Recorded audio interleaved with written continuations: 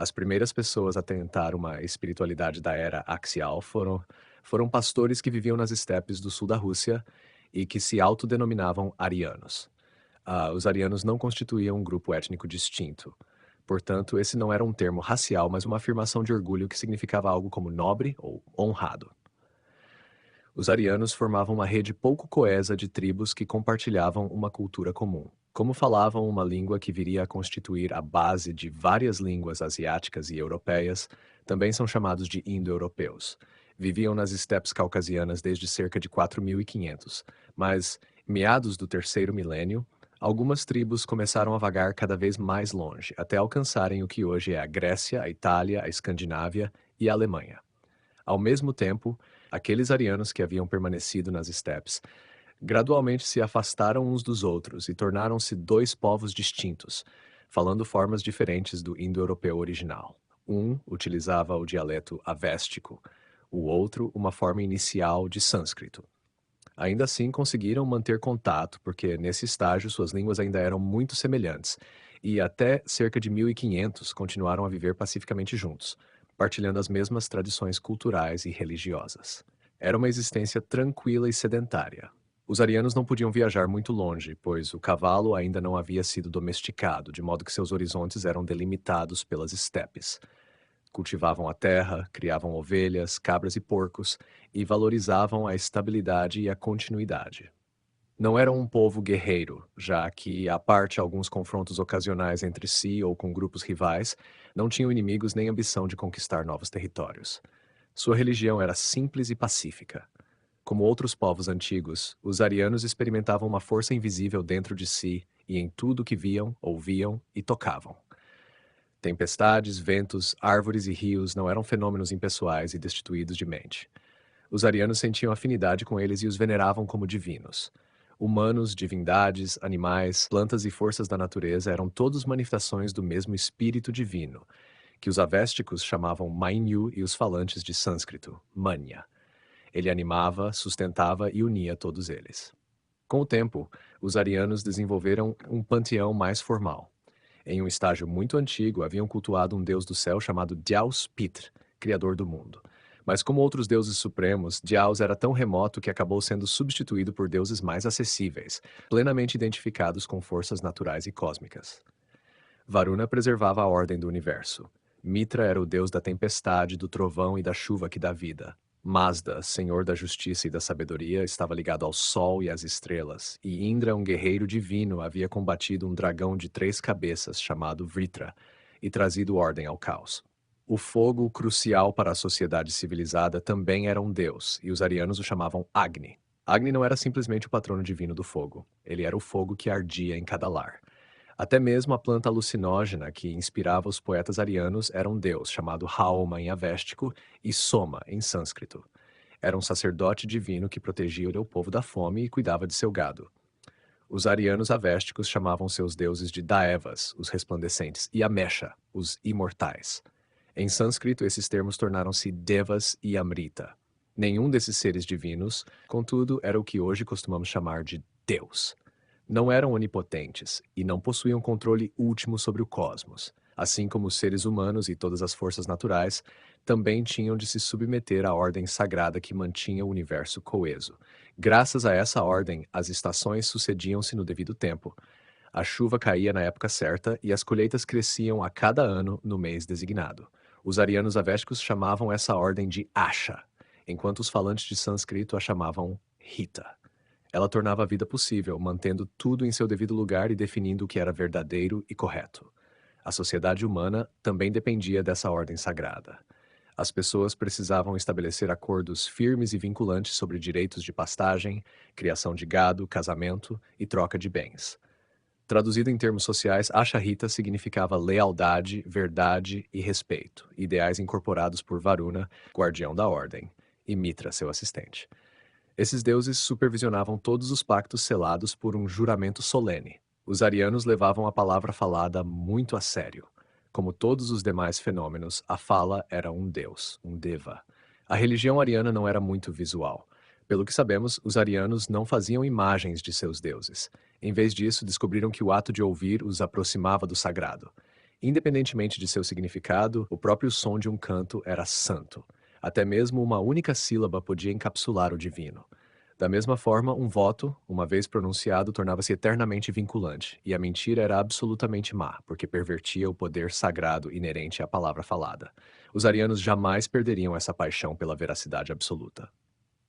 Todos os dias, os arianos ofereciam sacrifícios aos seus deuses para repor as energias que estes despendiam na manutenção da ordem do mundo. Alguns desses ritos eram muito simples. O sacrificante lançava um punhado de grãos, coalhada ou combustível ao fogo para nutrir Agni, ou esmagava os talos de Soma, oferecia a polpa às deusas das águas e preparava uma bebida sagrada. Os arianos também sacrificavam gado. Não cultivavam colheitas suficientes para suprir suas necessidades, de modo que matar era uma necessidade trágica, mas comiam apenas carne que tivesse sido abatida de maneira ritual e humanitária.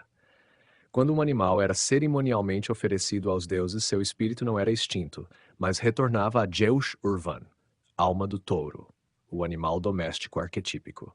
Os arianos sentiam-se muito próximos de seu gado.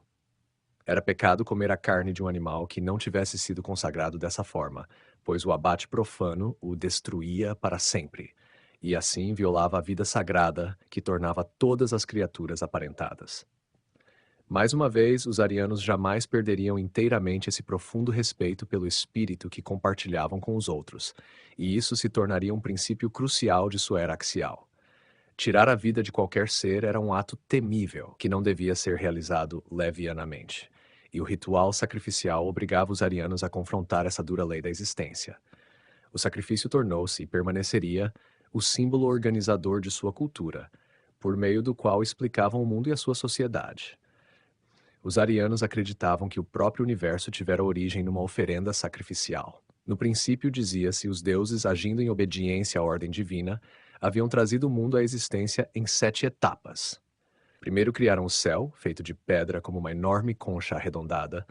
Depois a terra, que repousava como um prato plano sobre a água acumulada na base da concha. No centro da terra, os deuses colocaram 3 criaturas vivas: uma planta, um touro e um homem. Por fim, produziram Agni, o fogo. Mas a princípio tudo era estático e sem vida. Somente quando os deuses realizaram um sacrifício triplo, esmagando a planta e matando o touro e o homem, é que o mundo se animou. O sol começou a mover-se pelo céu, as estações foram estabelecidas e as 3 vítimas sacrificiais geraram a sua própria espécie. Flores, colheitas e árvores brotaram da planta triturada. Os animais surgiram do cadáver do touro. E a carcaça do primeiro homem deu origem à raça humana. Os arianos sempre veriam o sacrifício como algo criador. Ao refletirem sobre esse ritual, perceberam que suas vidas dependiam da morte de outras criaturas. As 3 criaturas arquetípicas haviam entregado suas vidas para que outros pudessem viver. Não poderia haver progresso material ou espiritual sem autossacrifício. Esse também se tornaria um dos princípios da era axial. Os arianos não possuíam santuários ou templos elaborados. O sacrifício era oferecido ao ar livre, num pequeno terreno plano, separado do restante do assentamento por um sulco. As 7 criações originais eram todas simbolicamente representadas nesse espaço: a terra no solo, a água nos recipientes, o fogo na lareira. O céu de pedra estava presente na faca de sílex, a planta nos talos de soma esmagados, o touro na vítima e o primeiro homem no sacerdote. E acreditava-se que os deuses também estavam presentes. O sacerdote Otter, especialista no canto litúrgico, entoava um hino para convocar os devas ao banquete. Quando entravam no espaço sagrado, os deuses sentavam-se sobre a relva recém-cortada espalhada ao redor do altar para ouvir esses hinos de louvor. Como o som dessas sílabas inspiradas era ele próprio um deus, à medida que o canto preenchia o ar e penetrava na consciência, a congregação sentia-se cercada e impregnada de divindade. Por fim, o sacrifício primordial era repetido. O gado era abatido, o soma prensado e o sacerdote colocava as porções mais escolhidas das vítimas sobre o fogo para que Agni as transportasse à terra dos deuses. A cerimônia terminava com uma comunhão sagrada, quando o sacerdote e participantes partilhavam uma refeição festiva com as divindades, comendo a carne consagrada e bebendo o soma intoxicante, que parecia elevá-los a outra dimensão do ser. O sacrifício também trazia benefícios práticos. Era encomendado por um membro da comunidade que esperava que aqueles devas que haviam respondido ao seu convite e comparecido ao sacrifício o ajudassem no futuro. Como em qualquer ato de hospitalidade, o ritual impunha às divindades a obrigação de retribuir, e o Watcher frequentemente lhes lembrava que protegessem a família, as colheitas e o rebanho do patrono.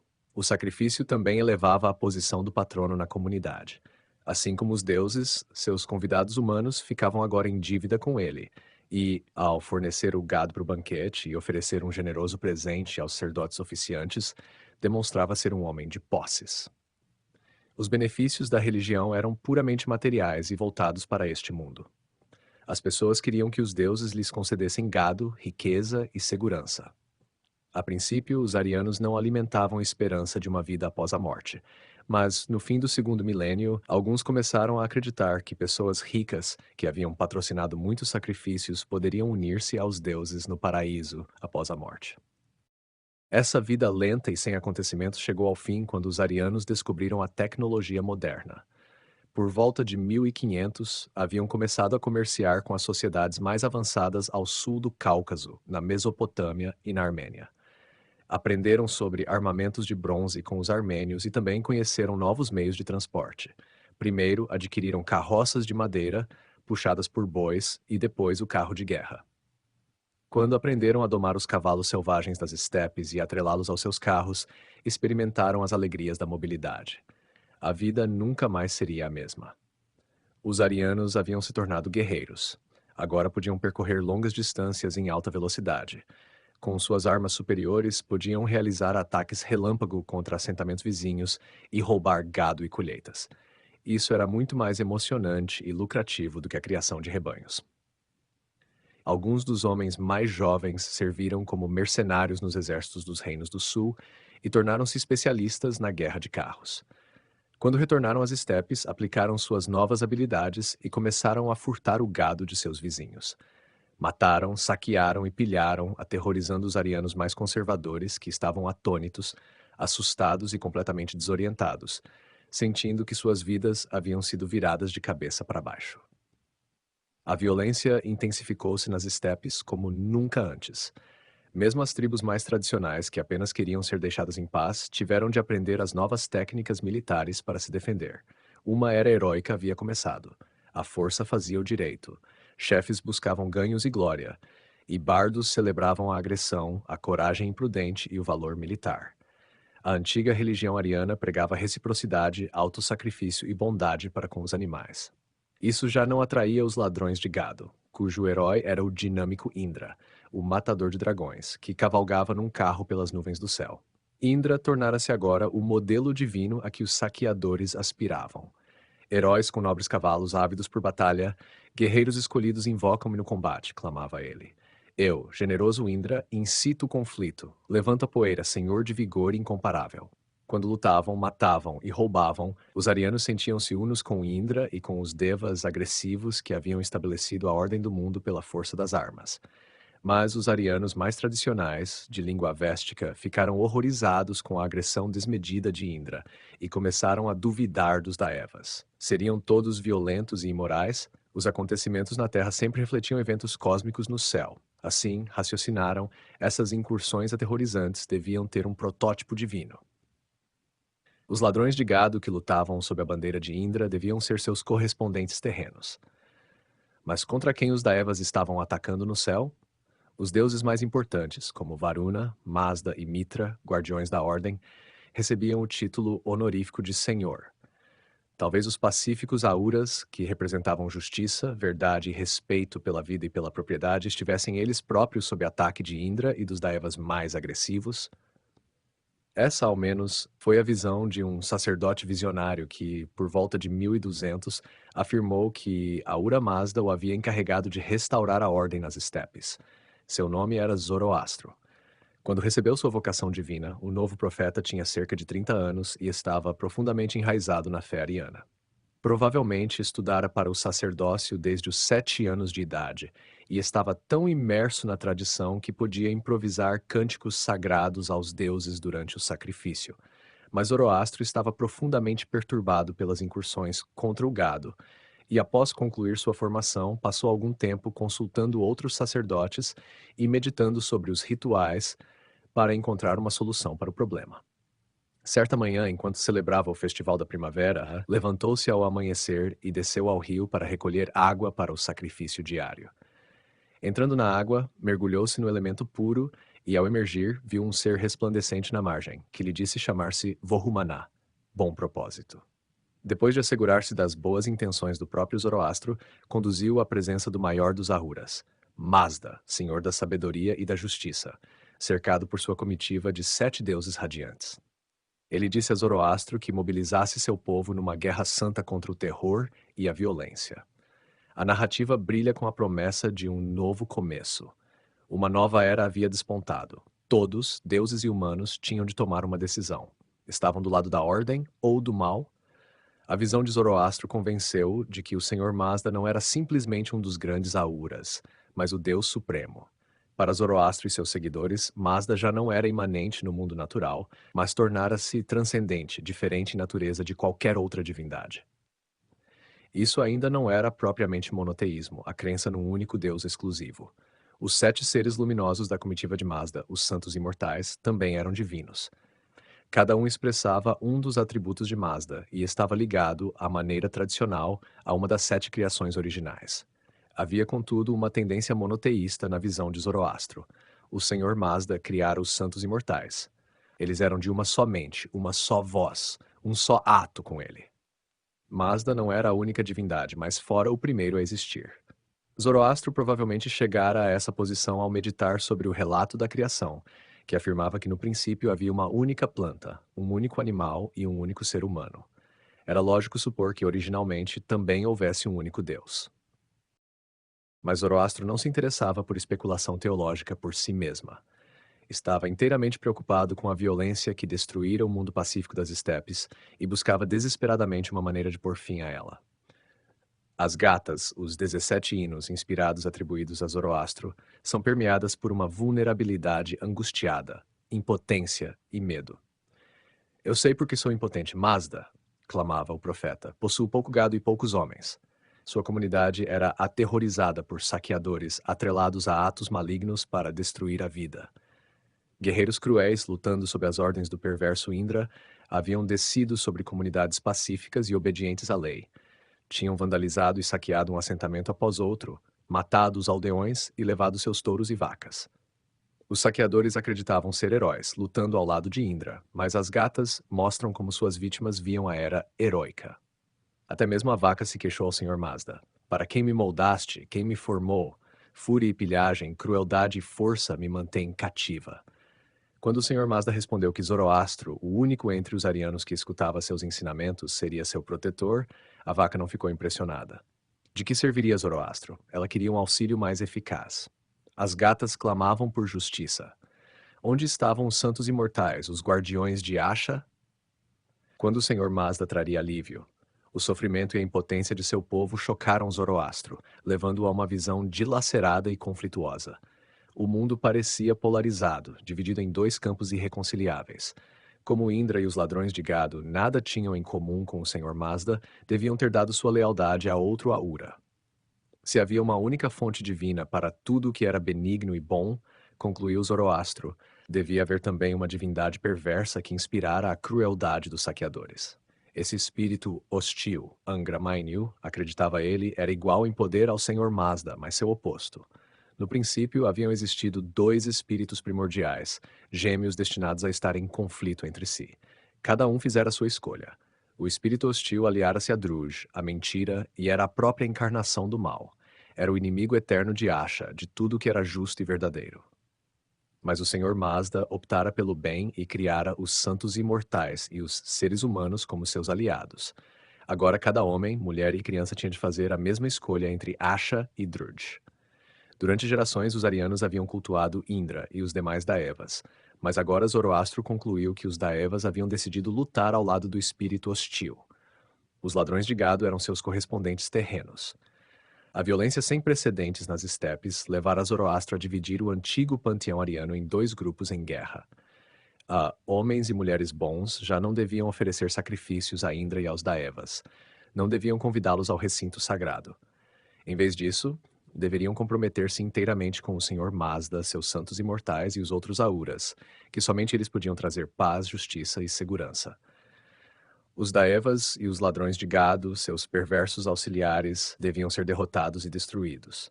Toda a vida tornara-se agora um campo de batalha no qual todos tinham um papel. Até mulheres e servos podiam dar uma contribuição valiosa.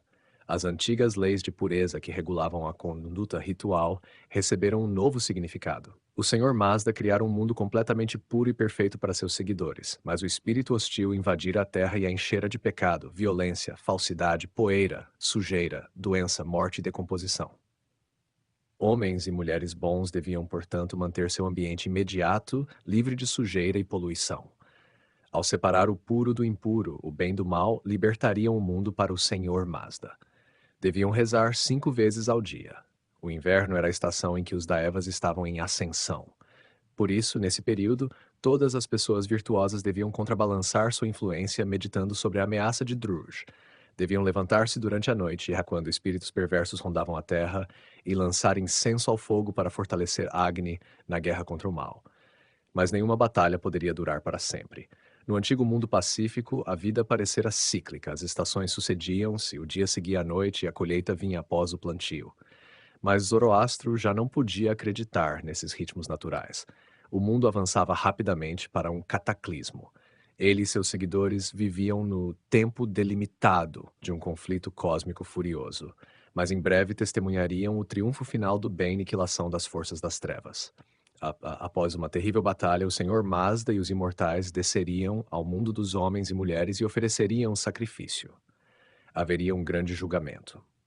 Os ímpios seriam apagados da face da terra, e um rio em chamas correria para o inferno e incineraria o espírito hostil. Então o cosmos seria restaurado à sua perfeição original. Montanhas e vales seriam nivelados numa vasta planície, onde deuses e humanos poderiam viver lado a lado, adorando o Senhor Mazda para sempre. Não haveria mais morte. Os seres humanos seriam como divindades, livres de doença, velhice e mortalidade.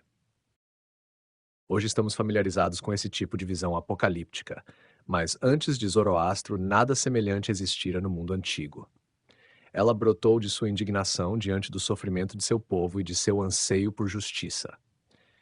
Ele queria que os perversos fossem punidos pela dor que haviam infligido a pessoas boas e inocentes. Mas, com o passar do tempo, começou a perceber que não estaria vivo para ver os últimos dias. Outro viria depois dele, um ser sobre-humano, que é melhor do que um homem bom. As gatas o chamam Saoshyant, aquele que trará benefício. Seria ele, e não Zoroastro, quem conduziria as tropas do Senhor Mazda à batalha final. Quando, séculos mais tarde, a era axial começou, filósofos, profetas e místicos procuraram enfrentar a crueldade e a agressão de seu tempo, promovendo uma espiritualidade baseada na não-violência. Mas a visão traumatizada de Zoroastro, com sua imagética de fogo, terror e extermínio, era vingativa. Sua trajetória nos recorda que turbulência política, atrocidade e sofrimento não produzem infalivelmente uma fé de tipo axial. Podem também inspirar uma piedade militante que polariza a realidade complexa em categorias simplificadas de bem e mal. A visão de Zoroastro era profundamente agonística. Veremos que o agon, combate, era uma característica comum da religião antiga. Ao tornar um agon cósmico entre o bem e o mal o centro de sua mensagem, Zoroastro ainda pertencia ao antigo mundo espiritual. Ele projetara a violência de seu tempo sobre o divino e a tornara absoluta. Mas, em sua visão apaixonadamente ética, Zoroastro também apontava para a era axial. Tentou introduzir alguma moralidade no novo ethos guerreiro. Verdadeiros heróis não aterrorizavam seus semelhantes, mas procuravam conter a agressão. O guerreiro santo era dedicado à paz. Aqueles que optavam por lutar pelo Senhor Mazda eram pacientes, disciplinados, corajosos e prontos a defender todas as criaturas boas dos ataques dos perversos. Os Ashavans, campeões da Ordem, Asha, deviam imitar os santos imortais em seu cuidado pelo ambiente. Bom Propósito, por exemplo, que aparecera Zoroastro na margem do rio, era o guardião da vaca, e os Ashavans deviam seguir seu exemplo, e não o dos saqueadores, que expulsavam o gado de seus pastos, atrelavam-no a carroças, matavam-no e o comiam sem o devido ritual. Bom Domínio, personificação da justiça divina, era o protetor do céu de pedra, de modo que os Ashavans deviam usar suas armas de pedra apenas para defender os pobres e os fracos. quando os zoroastristas protegiam pessoas vulneráveis, cuidavam ternamente de seu gado e purificavam o ambiente natural, tornavam-se um com os imortais e uniam-se à sua luta contra o espírito hostil. Embora sua visão estivesse enraizada na antiga tradição ariana, a mensagem de Zoroastro suscitou grande hostilidade. Muitos a consideravam exigente demais. Alguns se chocavam com sua pregação dirigida a mulheres e camponeses e com sua crença de que todos, e não apenas a elite, podiam alcançar o paraíso. Muitos também se inquietavam com sua rejeição dos Daevas. Não poderia Indra vingar-se?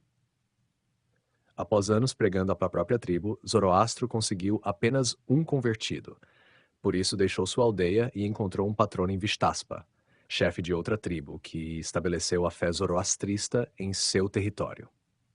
Zoroastro viveu durante muitos anos na corte de Vistaspa, travando uma batalha heróica contra o mal até um fim amargo e violento. Segundo uma tradição, foi morto por sacerdotes rivais enfurecidos com sua rejeição da antiga religião. Nada sabemos sobre a história do zoroastrismo após sua morte. No fim do segundo milênio, os arianos avésticos haviam migrado para o sul e se estabelecido no leste do Irã, onde o zoroastrismo se tornou a fé nacional.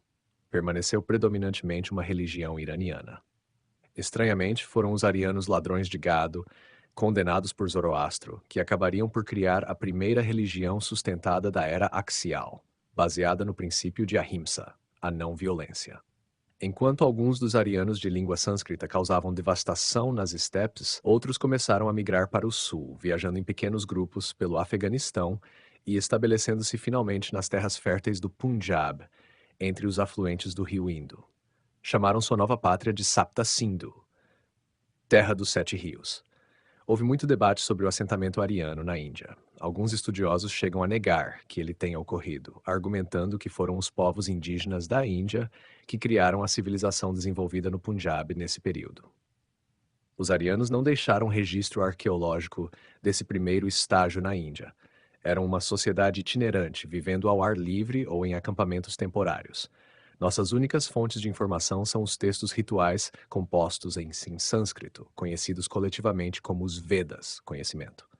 A língua dos Vedas é tão semelhante ao avéstico e suas pressuposições culturais tão próximas das gatas, que quase certamente se trata de uma escritura ariana. Hoje, a maioria dos historiadores aceita que, durante o segundo milênio, tribos arianas das estepes de fato colonizaram o Vale do Indo, mas não foi um movimento em massa nem uma invasão militar. Não há evidências de combates, resistência ou destruição generalizada. Em vez disso, provavelmente houve uma infiltração contínua da região por diferentes grupos arianos ao longo de um período muito prolongado. Quando os primeiros arianos chegaram, teriam visto os vestígios de uma civilização anterior no Vale do Indo.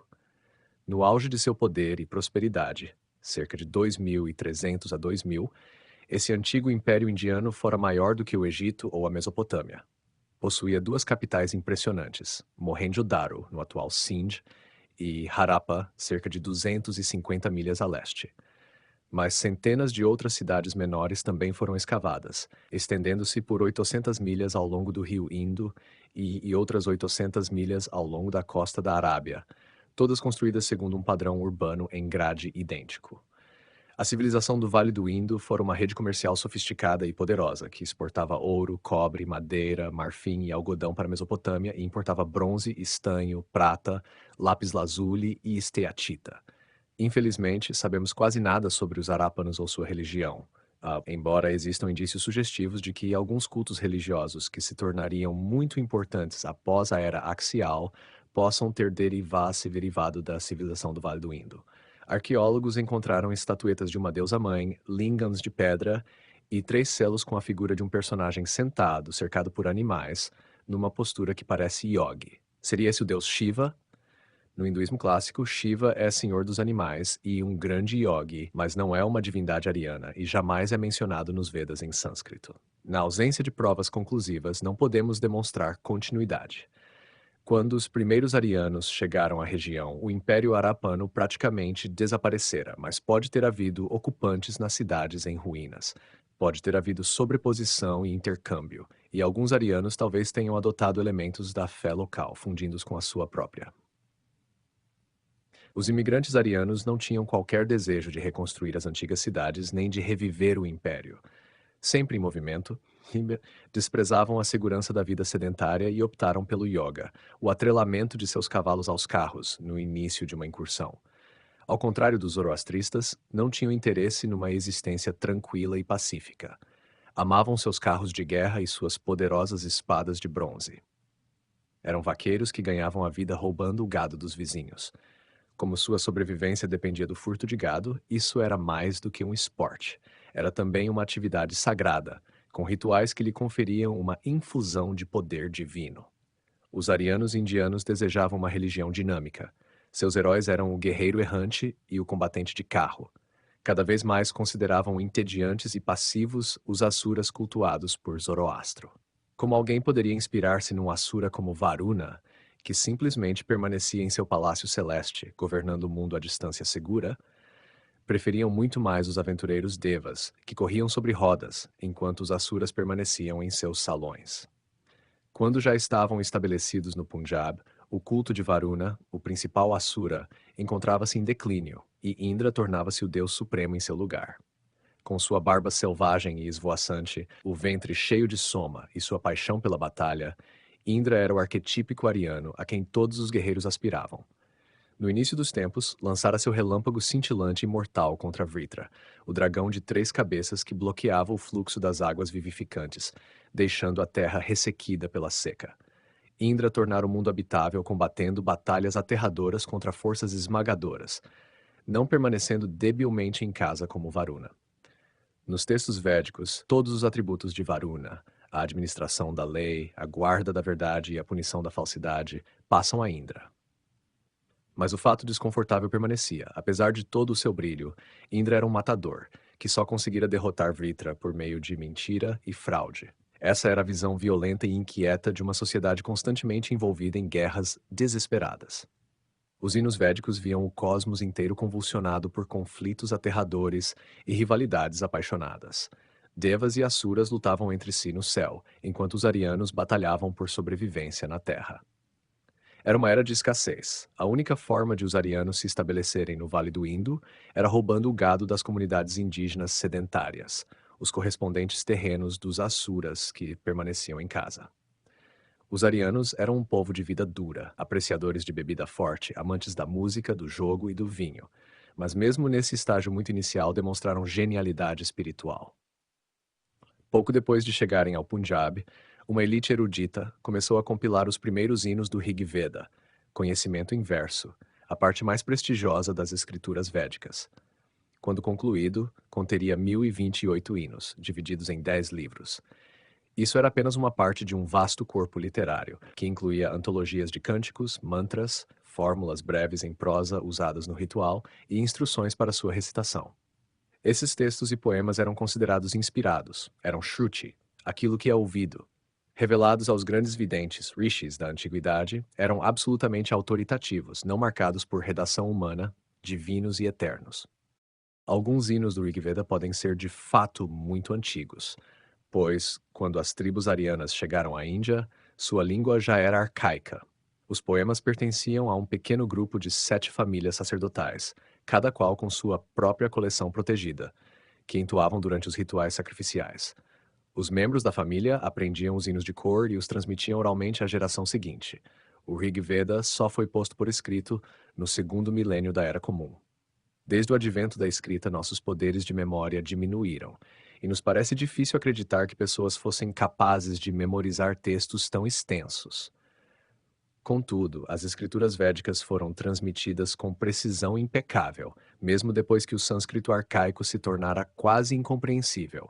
Ainda hoje, os acentos tonais e inflexões exatos da língua original, há muito desaparecida, foram preservados, juntamente com os gestos rituais prescritos para braços e dedos. O som sempre fora sagrado para os arianos, e ao ouvirem esses textos santos, as pessoas sentiam-se invadidas pelo divino. Ao memorizá-los, suas mentes eram preenchidas por uma presença sagrada. O conhecimento védico não consistia na aquisição de informações factuais, mas era experimentado como uma possessão divina. Os poemas do Rig Veda não narravam histórias coerentes sobre os deuses, nem ofereciam descrições claras dos rituais sacrificiais. aludiam de modo velado e enigmático a mitos e lendas já familiares à comunidade. A verdade que procuravam expressar não podia ser transmitida em discurso lógico e ordenado. O poeta era um rishi, um vidente. Ele não inventara esses hinos, eles se haviam revelado a ele em visões que pareciam provir de outro mundo. O rishi podia perceber verdades e estabelecer conexões invisíveis às pessoas comuns, mas possuía o dom divinamente concedido de comunicá-las a quem soubesse ouvir. A beleza dessa poesia inspirada lançava sua audiência num estado de assombro, admiração, temor e deleite tão intensos que se sentiam diretamente tocados pelo poder divino. O conhecimento sagrado do Veda não vinha apenas do significado semântico das palavras, mas de seu som, que era ele próprio um deva. A verdade visionária do Rig Veda insinuava-se na audiência, que escutava atentamente o significado oculto dos paradoxos e das estranhas alusões enigmáticas dos hinos, que atrelavam coisas aparentemente desconexas. Ao ouvir, sentiam-se em contato com a potência misteriosa que mantinha o mundo coeso. Esse poder era Rita, a ordem divina, traduzida em linguagem humana. Quando o Rishi enunciava fisicamente as sílabas sagradas, Rita tornava-se carne e convertia-se numa realidade viva e ativa no mundo dilacerado e conflituoso do Punjab. Os ouvintes sentiam-se em contato com a força que fazia as estações sucederem-se regularmente, as estrelas permanecerem em seus cursos, as colheitas crescerem e os elementos dispersos da sociedade humana coadunarem-se. A escritura, portanto, não transmitia informações apreensíveis apenas conceitualmente, mas proporcionava uma percepção mais intuitiva, uma ponte que ligava a dimensão visível à invisível da vida. Os rishis aprenderam a manter-se em constante prontidão para receber palavras inspiradas que pareciam vir de fora, mas eram também experimentadas como uma voz interior. Talvez já tivessem começado a desenvolver técnicas de concentração que lhes permitiam penetrar o subconsciente. Descobriram que, se libertassem de suas habituais preocupações dispersivas, as portas da mente podem ser abertas, e que Agni, o inventor da palavra luminosa, a luz do mundo, lhes permitia ver do mesmo modo que um deus. Os rishis haviam lançado as bases da era axial indiana. Já nessa data muito antiga, fizeram um esforço deliberado para ir além do conhecimento empírico e intuir uma verdade mais profunda e fundamental. Contudo, os rishis representavam apenas uma minoria ínfima da comunidade ariana. Os guerreiros e saqueadores viviam num mundo espiritual totalmente distinto. Suas vidas alternavam entre a aldeia, grama, e a floresta, aranha. Durante as chuvas das monções, eram obrigados a levar uma existência semelhante à dos Asuras, em acampamentos temporários e improvisados. Mas após o solstício de inverno, atrelavam seus cavalos e bois e partiam para a selva, iniciando um novo ciclo de incursões para reabastecer a riqueza da comunidade. A oposição entre aldeia e floresta tornou-se um paradigma social e espiritual na Índia. Uma complementava a outra. Os habitantes da comunidade sedentária forneciam colheitas e criavam o gado de que os guerreiros necessitavam. Contudo, temiam constantemente os ataques das bandos de ladrões de gado que vagavam nas margens da sociedade. A floresta tropical era o lugar onde o guerreiro provava seu valor e explorava o desconhecido. Mais tarde, durante a era axial, eremitas retirariam-se para a floresta para explorar o domínio espiritual. No Aranya, portanto, os arianos experimentavam tanto a violência quanto o esclarecimento religioso. Desde esse estágio muito antigo, ambos estavam inextricavelmente entrelaçados. Em vez de esperar pacientemente e esvaziar mente e coração como um rishi, o guerreiro sabia que teria de lutar para alcançar visão e entendimento. Desde que haviam passado a realizar incursões nas estepes, os arianos modificaram os padrões de seus rituais para refletir o caráter agonístico de sua existência cotidiana. Zoroastro ficara profundamente perturbado com os novos ritos sacrificiais dos ladrões de gado, embora não os tenha descrito em detalhe. Devemos fazer o que os deuses fizeram no princípio, explicava um texto ritual indiano de período posterior. Assim fizeram os deuses, assim fazem os homens, dizia outro. Em suas incursões e batalhas, os guerreiros arianos reencenavam as guerras celestes entre Devas e Asuras. Quando combatiam, tornavam-se mais do que si mesmos e sentiam-se unidos a Indra. Esses rituais davam uma alma à sua guerra, e ao vincular suas batalhas terrenas ao arquétipo divino, tornavam-nas sagradas. O sacrifício estava, portanto, no coração espiritual da sociedade ariana na Índia, mas era também central para a economia. Os antigos ritos pacíficos das estepes tornaram-se muito mais agressivos e competitivos, refletindo a vida perigosa dos ladrões de gado. O sacrifício ariano assemelhava-se agora ao potlatch celebrado pelas tribos indígenas da costa noroeste da América do Norte, que exibiam orgulhosamente o saque conquistado e abatiam um grande número de animais para banquetes sacrificiais suntuosos. Se uma comunidade acumulava mais animais e colheitas do que necessitava, esse excedente precisava ser consumido. Um grupo nômade, perpetuamente em movimento, não podia armazenar esses bens, e o potlatch era uma forma prática de redistribuir a riqueza social. O ritual também demonstrava o sucesso do chefe e aumentava seu prestígio. Na Índia, o Raja, chefe, encomendava um sacrifício com espírito semelhante. Convidava os anciãos de sua tribo e alguns chefes vizinhos para um recinto sacrificial especial, onde exibia seu excedente de despojos: gado, cavalos, soma e colheitas. Parte desses bens era sacrificada aos deuses e consumida num banquete tumultuado e luxuoso. O que restava era distribuído aos outros rajas como presente. Isso criava uma obrigação de retribuição por parte dos convidados, e os rajas competiam entre si para oferecer sacrifícios cada vez mais espetaculares. O sacerdote Otter, que entoava hinos aos deuses, também louvava o patrono, né, prometendo que sua generosidade lhe traria riquezas ainda maiores. Assim, enquanto o patrono buscava o favor dos deuses e procurava identificar-se com Indra, ele próprio, um anfitrião e sacrificador extravagante, desejava igualmente conquistar elogio e respeito. No momento em que supostamente deveria abandonar seu eu mundano e tornar-se uno com seu correspondente celestial, engajava-se também numa agressiva autoafirmação. Esse paradoxo do antigo ritual seria motivo de preocupação para muitos reformadores da era axial. O sacrifício também ampliava a violência já endêmica na região. Após o ritual, o patrono ficava sem gado e precisava iniciar uma nova série de incursões para recompor sua riqueza. Não possuímos descrições contemporâneas desses sacrifícios, mas textos posteriores contêm referências fragmentárias que nos dão alguma ideia do que ocorria. O sacrifício era uma ocasião solene, mas também um grande e ruidoso carnaval. Consumiam-se enormes quantidades de vinho e soma, de modo que as pessoas ficavam embriagadas ou agradavelmente entorpecidas. Havia sexo casual com escravas disponibilizadas pelo raja oficiante e animadas competições rituais agressivas, corridas de carros, disputas de tiro e cabo de guerra. Equipes de dançarinos, cantores e tocadores de alaúde competiam entre si. Realizavam-se jogos de dados com altas apostas. Grupos de guerreiros encenavam batalhas simuladas. Era divertido, mas também perigoso. Nesse ambiente altamente competitivo, batalhas simuladas entre guerreiros profissionais, todos ávidos por fama e prestígio, podiam facilmente transformar-se em combates reais. Um raja podia apostar uma vaca num jogo de dados e perder todo o rebanho. Tomado pelo entusiasmo da ocasião, podia decidir liderar um ataque contra seu inimigo, um raja vizinho com quem estivesse em conflito ou que realizasse um sacrifício rival.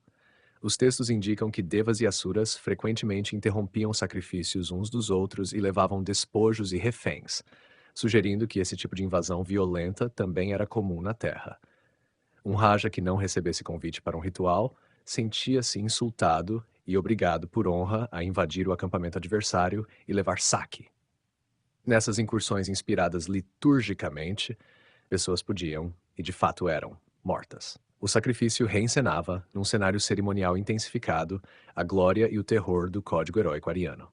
Toda a vida do guerreiro era um agon, um combate mortal e perigoso por alimento e riqueza que podia terminar com sua morte. Desde os tempos das estepes, os arianos acreditavam que os melhores e mais ricos entre eles se uniriam aos deuses no céu. Agora estavam convencidos de que o guerreiro que morresse nobremente em batalha ia imediatamente para o mundo dos deuses. No código heróico, portanto, iluminação e morte violenta eram inseparáveis. Uma antiga narrativa ilustra isso. Um grupo de guerreiros reunira-se para realizar um longo e elaborado sacrifício. Mas, como tantas vezes ocorria, foram cercados por uma tribo rival e seguiu-se uma batalha feroz. Tragicamente, Stura, seu líder, foi morto. Quando tudo terminou, seus companheiros sentaram-se em círculo, lamentando sua perda, mas um deles teve uma visão. Viu Stura atravessando o terreno sacrificial até o fogo sagrado e iniciando sua ascensão ao céu. Não lamentem, clamou aos companheiros, pois aquele por quem chorais subiu da lareira do fogo sacrificial e entrou no céu.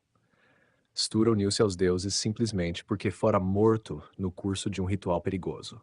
Seu companheiro teve essa visão gloriosa apenas porque seu líder fora morto prematura e inutilmente. Alguns guerreiros começaram a perceber a futilidade de seu ethos heróico. Alguns dos hinos mais tardios do Rig Veda exprimem um novo cansaço e pessimismo. As pessoas sentiam-se exaustas, indigência, nudez e esgotamento me oprimem dolorosamente, lamentava o Rishi. A minha mente esvoaça como a de um pássaro. Como ratos roem os fios do tecelão, as preocupações estão me consumindo. Essa vulnerabilidade marcou o início do período védico tardio, um tempo de perturbadoras transformações sociais. Durante o século X, as antigas estruturas tribais igualitárias começaram a ruir e uma aristocracia de famílias guerreiras, conhecida como kshatriyas, os capacitados, tornou-se dominante. Aqueles de linhagem menos nobre, os vaishyas, membros dos clãs, passaram a abandonar as incursões e a tornar-se agricultores. Quando os kshatriyas atrelavam seus cavalos aos carros no início da nova estação de incursões, os vaishyas permaneciam na aldeia. Como Shudras, a população não ariana, agora se assemelhavam aos Asuras, que permaneciam em seus salões e tornavam-se presas fáceis para o saque. Alguns chefes começaram a formar reinos embrionários. Um rei nunca era eleito vitaliciamente. Todos os anos precisava submeter-se à aprovação do Rajasuya, o ritual de consagração para provar que era digno do cargo. Sempre havia alguém disposto a desafiá-lo, e o antigo Raja precisava reconquistar o poder liderando uma incursão bem-sucedida durante o rito e derrotando seu oponente no jogo de dados. Se perdesse, iria para o exílio na floresta, mas geralmente retornava e desafiava o rival para outro Rajasuya. A instabilidade do reino indiano era tão arraigada que um antigo manual de arte política incluía o inimigo do rei como parte constitutiva do Estado. Durante o período védico tardio, houve uma nova onda migratória.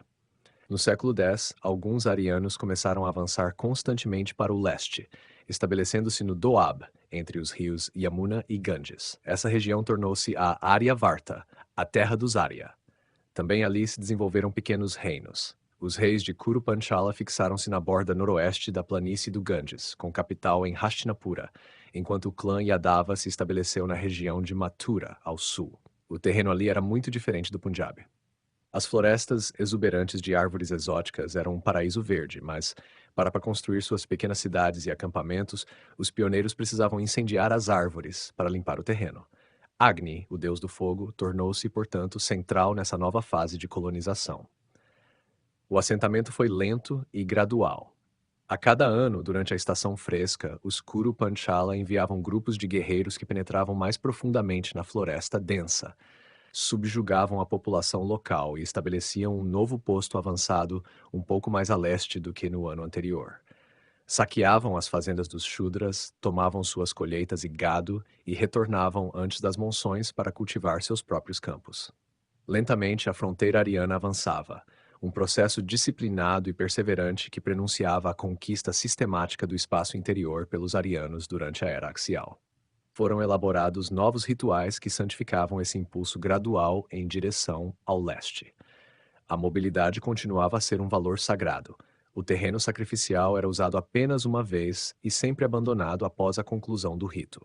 Na extremidade oeste da área sacrificial, uma cabana de colmo representava o salão do chefe sedentário. Durante o rito, os guerreiros carregavam solenemente o fogo da cabana até a extremidade leste do recinto, onde uma nova lareira era construída ao ar livre. No dia seguinte, estabelecia-se um novo terreno sacrificial um pouco mais a leste, e o rito era repetido. A cerimônia reencenava o avanço vitorioso de Agni sobre o novo território, como explicou um ritualista de período posterior. Este fogo deve criar espaço para nós. Este fogo deve ir adiante, conquistando nossos inimigos. Impetuosamente, este fogo deve derrotar os inimigos. Este fogo deve conquistar os prêmios na disputa. Agni era o patrono dos colonos. Sua colônia representava um novo começo e, como a primeira criação, arrancara a ordem do caos. O fogo simbolizava a capacidade do guerreiro de controlar seu ambiente. Ele se identificava profundamente com seu fogo. Se pudesse roubar o fogo do lar de um agricultor Vaishya, poderia também atrair seu gado, pois os animais sempre seguiam as chamas. Ele deve tomar o fogo ardente da casa de seu rival, diz um dos textos posteriores. Assim ele toma sua riqueza, sua propriedade. O fogo simbolizava o poder e o sucesso do guerreiro. Era, ponto importante, seu alter ego. Ele podia criar novo fogo, controlá-lo e domesticá-lo. O fogo era como seu filho. Quando morria e era cremado, tornava-se vítima sacrificial e Agni o conduzia à terra dos deuses. O fogo representava seu eu mais profundo e melhor, mano. E, porque o fogo era Agni, esse eu era sagrado e divino. Agni estava presente em toda parte, mas oculto. Estava no sol, no trovão, na chuva tempestuosa e no relâmpago que trazia o fogo à terra. Estava presente nos lagos e riachos, na argila da margem do rio e nas plantas das quais o fogo podia ser aceso.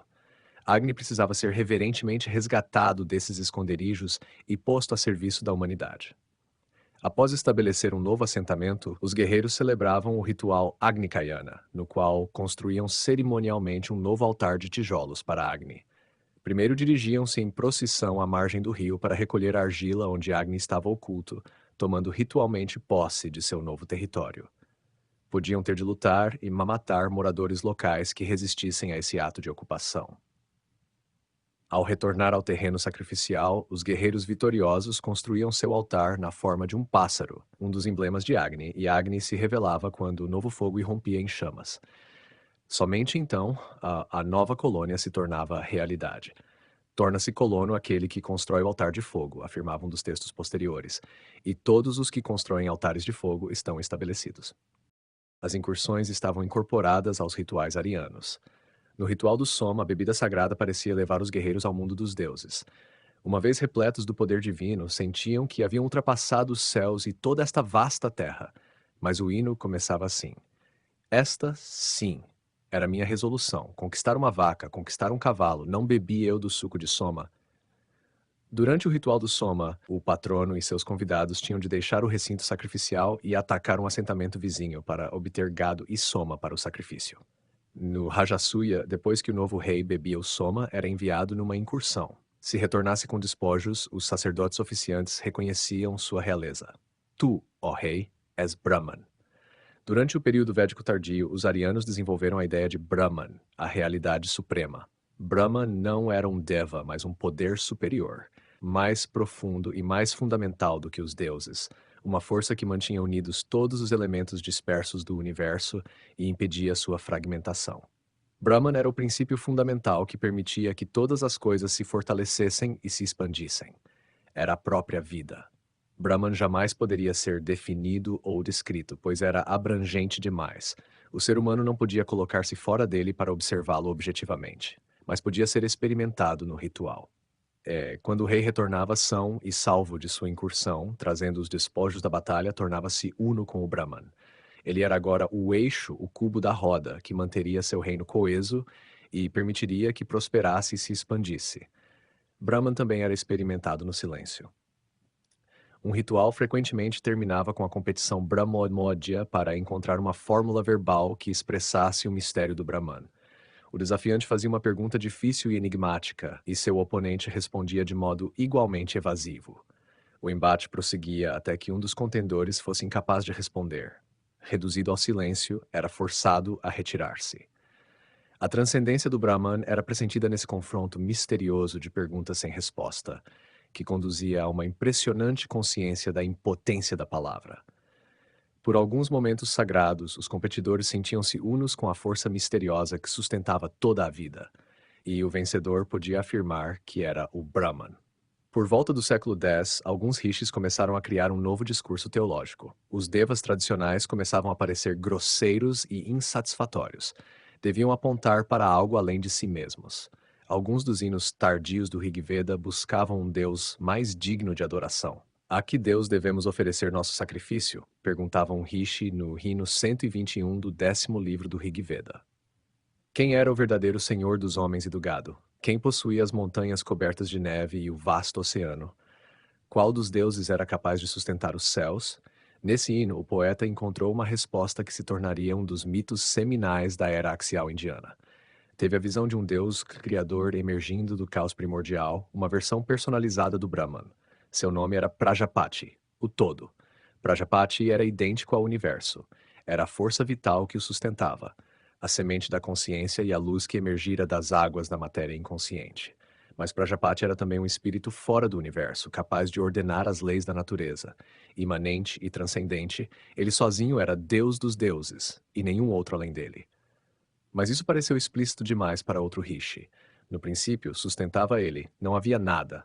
Não havia nem existência, nem não existência, nem morte, nem imortalidade, mas apenas caos indiferenciado. Como poderia essa confusão tornar-se ordenada e viável? O poeta concluiu que não havia resposta para essa questão. Quem verdadeiramente sabe e quem aqui pode declarar de onde nasceu e de onde veio esta criação?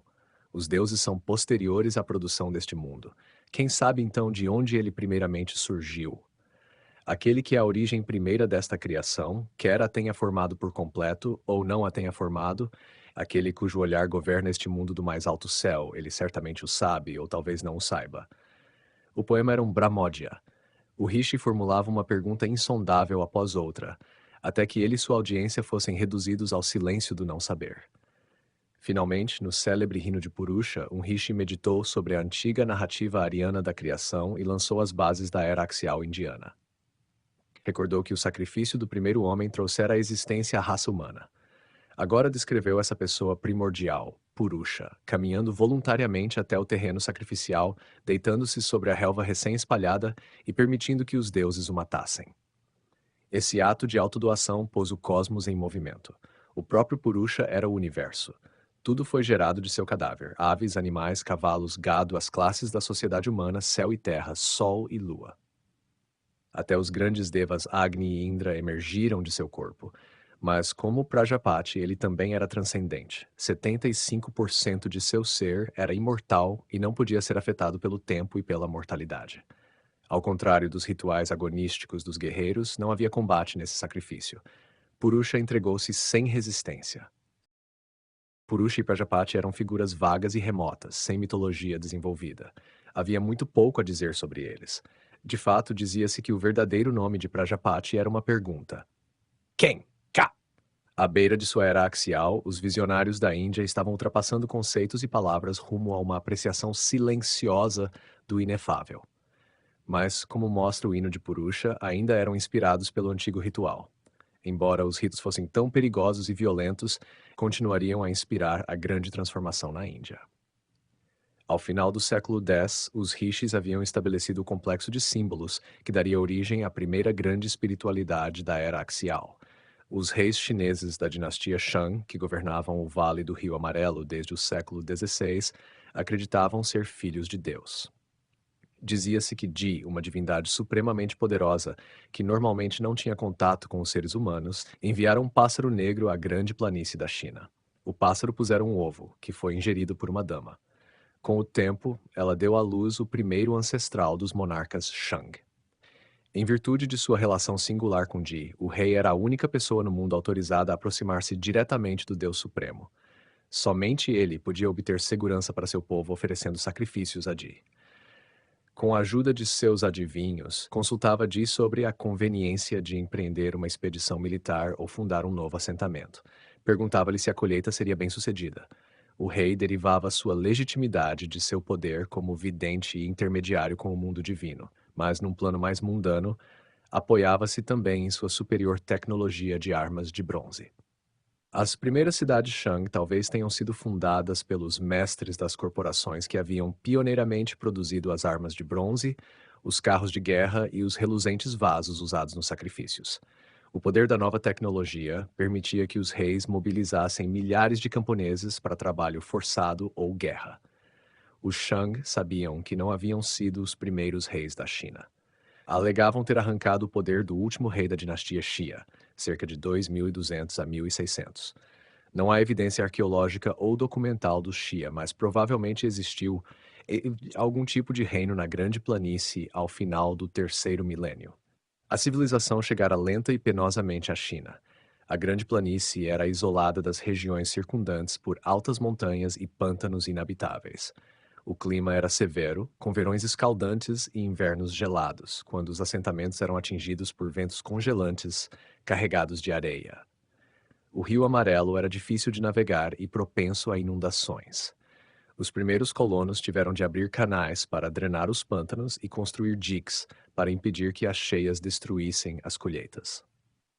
Os chineses não conservavam memória histórica dos povos que haviam realizado essas antigas obras, mas contavam histórias sobre reis feudais que governaram o império antes dos Xia e tornaram o campo habitável.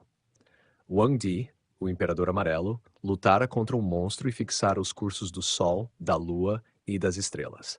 Shen Nong inventara a agricultura. E no século 23, os sábios imperadores Yao e Shun haviam estabelecido uma idade de ouro de paz e prosperidade. Durante o reinado de Shun, a terra fora devastada por terríveis inundações, e Shun encarregara Yu, seu ministro de Obras Públicas, de resolver o problema. Durante 13 anos, Yu abrira canais, domara os pântanos e conduzira os rios ao mar, de modo que fluíssem ordenadamente, como senhores dirigindo-se a uma grande recepção. Graças aos esforços hercúleos de Yu, o povo pôde cultivar arroz e milhete. O imperador Shun ficou tão impressionado que providenciou para que Yu o sucedesse, tornando-o fundador da dinastia Xia. Todos esses reis sábios lendários seriam fonte de inspiração para os filósofos da era axial chinesa. Os aristocratas Shang certamente conheciam algumas dessas narrativas. Sabiam que a civilização era uma conquista precária e arduamente obtida, e acreditavam que o destino dos vivos estava inextricavelmente ligado aos espíritos de seus antepassados. Os Shang talvez não fossem tão poderosos quanto Yao, Shun ou Yu, mas controlavam extensos territórios na Grande Planície. Seu domínio estendia-se ao Vale do Wai, no sudeste, até Shantung, no leste, e sua influência alcançava o Vale do Wei, no oeste. Não governavam um estado centralizado, mas haviam fundado uma rede de pequenas cidades-palácio, cada qual administrada por um representante da Casa Real. As cidades eram diminutas, consistindo apenas num complexo residencial para o rei e seus vassalos, cercado por altas muralhas de terra compactada para proteção contra inundações ou ataques. Em Yin, a última capital Shang, as muralhas tinham apenas cerca de 800 metros de perímetro. As cidades Shang seguiam um padrão uniforme, geralmente retangulares, com cada muralha orientada para um dos 4 pontos cardeais e todas as habitações voltadas para o sul.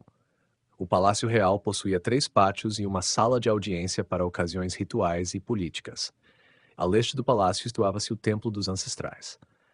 O mercado ficava ao norte da residência do rei, e os artesãos, construtores de carros, fabricantes de arcos e flechas, ferreiros e oleiros, viviam nos distritos meridionais da cidade, junto com os escribas reais, adivinhos e especialistas rituais.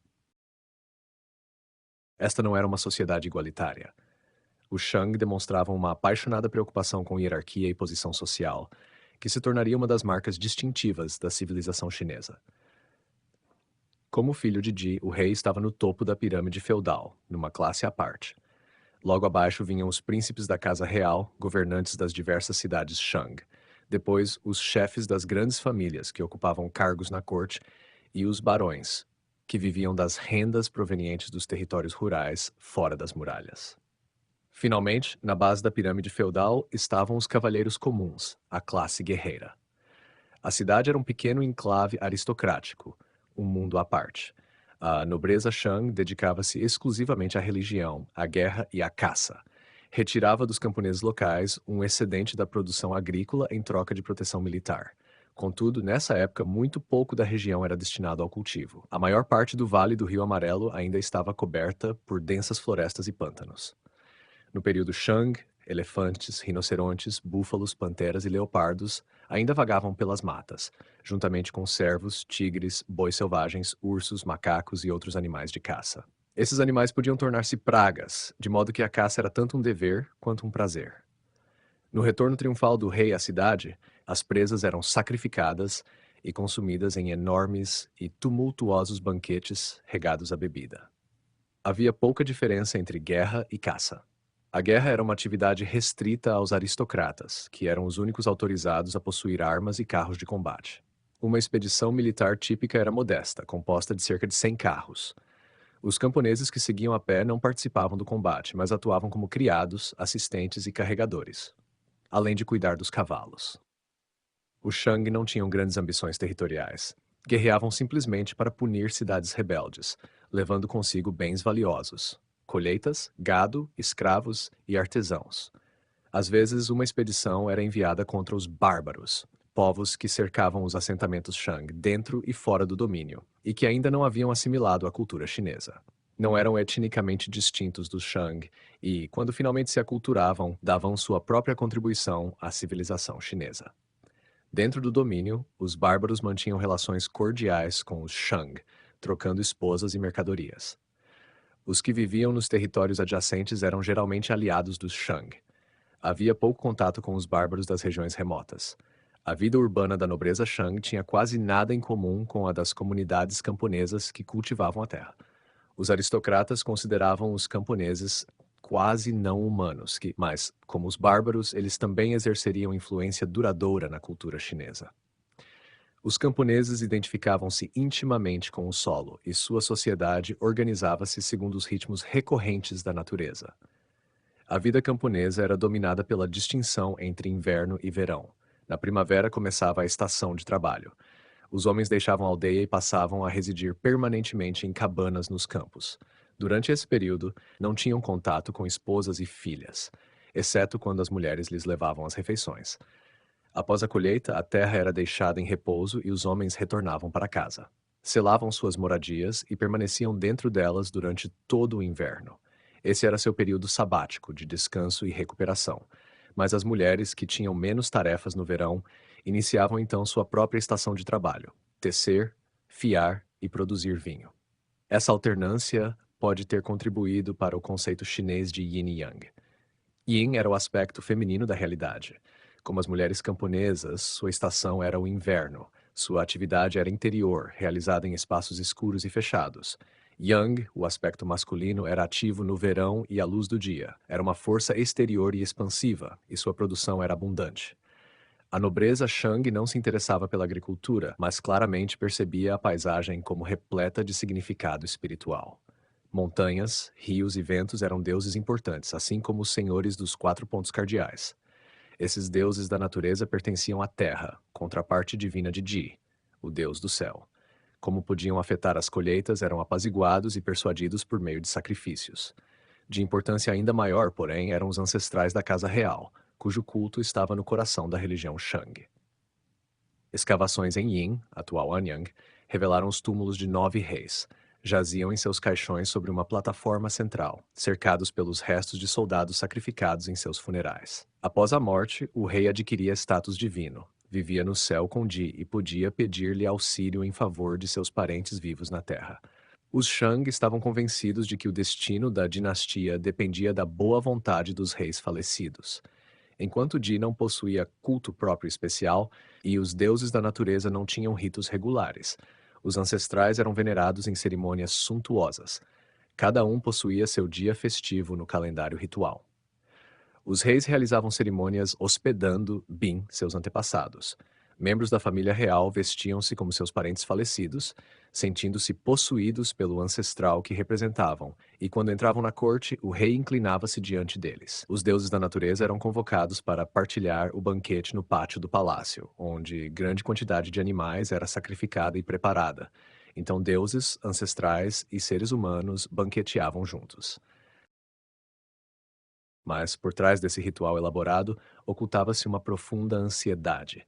Di era o guardião das cidades, governava as chuvas e os ventos e dava ordens aos deuses da natureza da mesma forma que o rei Shang dirigia seus oficiais e soldados. Contudo, Di era imprevisível. Muitas vezes enviava seca, inundações e desastres. Até mesmo os ancestrais eram pouco confiáveis. Os Shang acreditavam que os espíritos dos mortos podiam ser perigosos, por isso, os parentes sepultavam os falecidos em espessos caixões de madeira, tratavam seus corpos com jade e obstruíam seus orifícios, para que o espírito não escapasse e atormentasse os vivos. Foram criados rituais para transformar um fantasma potencialmente problemático numa presença benévola e útil. O morto recebia um novo nome e lhe era atribuído um dia especial de culto, na esperança de que se tornasse favorável à comunidade. Com o passar do tempo, um ancestral tornava-se mais poderoso, de modo que os ritos procuravam persuadir os recém-falecidos a interceder junto aos ancestrais mais exaltados, que por sua vez poderiam interceder junto a Di. A maior parte do que sabemos sobre o Shang provém dos ossos de animais e carapaças de tartaruga, nos quais os adivinhos reais inscreviam perguntas dirigidas a Di, aos deuses da natureza e aos ancestrais. Arqueólogos descobriram 150 mil desses ossos oraculares inscritos. Eles mostram que os reis submetiam todas as suas atividades ao escrutínio dessas potências, pedindo orientação sobre uma caçada, uma colheita ou até mesmo uma dor de dente. O procedimento era simples. O rei ou seu adivinho formulava uma declaração numa carapaça de tartaruga ou num osso de boi especialmente preparado, enquanto aplicava um ferro em brasa. Receberemos colheita de milho, poderia dizer, ou ao pai Gia, o 17º rei Shang, rogamos boa colheita. Em seguida, examinava as fissuras que se formavam na carapaça e anunciava se o oráculo era favorável ou não. Depois, os gravadores reais entalhavam a declaração. Às vezes também registravam a previsão atribuída ao deus ou ancestral consultado e, muito raramente, incluíam o resultado. Evidentemente, não era um processo racional, mas os adivinhos procuravam manter registros fidedignos. Alguns, por exemplo, anotaram que o rei predissera que o parto de sua esposa seria bom, isto é, que ela daria à luz um menino, embora ela tivesse tido uma menina e o rei tivesse errado o dia. A tentativa dos reis Shang de controlar o mundo espiritual frequentemente fracassava. Os ancestrais enviavam más colheitas e infortúnios. Ji às vezes mandava chuva benéfica, mas o oráculo também observava: é Ji quem está prejudicando nossas colheitas. Ji era um aliado militar pouco confiável. Podia conceder auxílio aos Shang ou inspirar seus inimigos. Os Fang estão nos prejudicando e atacando, lamentava o oráculo. É Ji quem lhes ordena causar-nos desastre. Ineficaz e instável, Ji teve o destino habitual do Deus do Céu e começou a desaparecer. Os Shang nunca desenvolveram uma liturgia regular para pedir sua ajuda, e no século XII deixaram de dirigir-se a ele diretamente, apelando apenas aos ancestrais e aos espíritos da natureza. A sociedade Shang era uma estranha mistura de refinamento, sofisticação e brutalidade. Os Shang apreciavam a beleza de seu ambiente. Sua arte era sofisticada e inventiva, e seus vasos rituais de bronze revelavam cuidadosa observação dos animais selvagens e de seu próprio gado, bois e cavalos. Criaram urnas maravilhosamente engenhosas em forma de carneiros, rinocerontes ou corujas, mas não hesitavam em abater os animais que observavam com tanto cuidado, por vezes sacrificando até 100 vítimas num único ritual. Durante a caça real, matavam feras com abandono temerário e consumiam hecatombes de animais domésticos em banquetes bin ou funerais. Reis e nobres haviam acumulado grande riqueza, medida em rebanhos, metais, colheitas e caça. Seu ambiente era abundante em vida selvagem e os camponeses forneciam fluxo constante de grãos e arroz, de modo que seus recursos pareciam inesgotáveis. Não havia preocupação com economizar para o futuro. Mais tarde, Mozi, um dos filósofos da era axial, recordaria os funerais luxuosos dos reis Shang, os filhos do céu, claramente revoltado com a extravagância pródiga e vulgar e com o assassinato ritual de servos e auxiliares indefesos. Na morte de um príncipe, os armazéns e tesouros são esvaziados. Ouro, jade e pérolas são colocados sobre o corpo. Rolos de seda e carros com seus cavalos são enterrados no túmulo. Mas são também necessárias abundantes tapeçarias para a câmara funerária, bem como vasos trípodes, tambores, mesas, potes, recipientes para gelo, machados de guerra, espadas, estandartes emplumados, marfins e peles de animais. Ninguém se satisfaz se todas essas riquezas não acompanharem o falecido. Quanto aos homens sacrificados para segui-lo, se ele for um filho do céu, contam-se as centenas ou dezenas. Se for um grande oficial ou barão, contam-se as dezenas ou unidades. Havia crueldade e violência na religião Shang, e ao final pareceu aos chineses que até mesmo Ji, com seu escasso senso de responsabilidade moral, perdera a paciência com a dinastia governante. Em 1045, o rei Wen dos Zhou, povo que governava um principado no vale do Wei, invadiu o domínio Shang enquanto o rei estava ausente da capital. Tragicamente, o rei Wen foi morto em batalha, mas seu filho, o rei Wu, continuou a avançar sobre o território Shang e derrotou o exército inimigo na Batalha de Muyi, ao norte do Rio Amarelo. O rei Shang foi decapitado e os Zhou ocuparam Yin. O rei Wu então dividiu os despojos. Decidiu permanecer na antiga capital Zhou, no Vale do Wei, colocando seu filho Cheng à frente de Yin e confiando a administração das demais cidades Shang a Wu Kang, filho do último rei Shang. Em seguida, retornou ao Vale do Wei, onde morreu pouco depois. Após sua morte, o príncipe Shang aproveitou a oportunidade para rebelar-se contra o domínio Zhou. Contudo, Dan, irmão do rei Wen, geralmente conhecido como Duque de Zhou, reprimiu a revolta, e os Shang perderam o controle da planície central. O príncipe Cheng tornou-se o novo rei, mas, como ainda era menor de idade, o Duque de Zhou assumiu a regência e instituiu um sistema quase feudal. Príncipes e aliados dos Zhou receberam cada qual uma cidade como feudo pessoal, e os Zhou construíram uma nova capital para manter presença nos territórios orientais do domínio. Foi chamada Chengzhou, em honra ao novo rei. Em muitos aspectos, os Zhou simplesmente assumiram o lugar dos Shang. Como estes apreciavam a caça, o tiro com arco, a condução de carros e festas extravagantes. Organizaram suas cidades segundo o antigo modelo Shang, cultuaram os deuses da natureza e os ancestrais e continuaram a lançar oráculos. Também mantiveram o culto a Ji, mas de modo típico das religiões antigas, fundiram-no com seu próprio deus do céu, a quem chamavam Tian. Aqui, porém, enfrentaram uma dificuldade. Os Shang haviam governado por centenas de anos com a aparente bênção de Ji. Se desejavam conquistar a nobreza Shang, que ainda vivia na Grande Planície, era essencial manter a continuidade. Os Zhou queriam venerar os reis Shang falecidos ao lado de seus próprios ancestrais. Mas como poderiam cultuar os espíritos Shang se haviam destruído sua dinastia? O Duque de Zhou encontrou uma solução. Ji já utilizara tribos inimigas para punir os Shang. Agora, ao que parecia, fizera dos Zhou seu instrumento. Na ocasião da consagração da nova capital oriental, Shenzhou, o duque proferiu um importante discurso, registrado no Shujin, um dos 6 grandes clássicos chineses. Os reis Shang, afirmou ele, haviam se tornado tirânicos e corruptos. O céu enchera-se de compaixão pelo sofrimento do povo, revogara o mandato concedido ao Shang e buscara novos governantes. Finalmente, seu olhar recaíra sobre os reis Zhou, que assim se tornaram os novos filhos de Tian Shangji, o céu supremo. Foi assim que o rei Shen se tornara filho do céu, explicou o duque, apesar de sua inexperiência. Era uma pesada responsabilidade para o jovem. Agora que recebera o mandato, Cheng devia ser reverentemente cauteloso. Precisava estar em harmonia com o povo humilde, prudentemente atento ao que o povo diz. O céu retiraria seu mandato de um governante que oprimisse seus súditos e o concederia a uma dinastia mais digna. Foi por isso que as dinastias Shang e Xia fracassaram. Muitos reis Shang haviam sido virtuosos, mas nos últimos anos da dinastia o povo fora miserável. Clamaram angustiados ao céu, e o céu, também entristecido pelo povo de todas as terras, decidiu conceder o mandato aos Zhou, porque estavam profundamente comprometidos com a justiça. Mas os Zhou não podiam tornar-se complacentes. Habitando nesta nova cidade, que o rei tenha reverente cuidado com sua virtude. Se é a virtude que o rei emprega, pode suplicar ao céu um mandato duradouro. Ao exercer o governo não deve, porque o povo comum se desvia e pratica o mal, presumir governá-lo por severas punições capitais. Assim alcançará muito.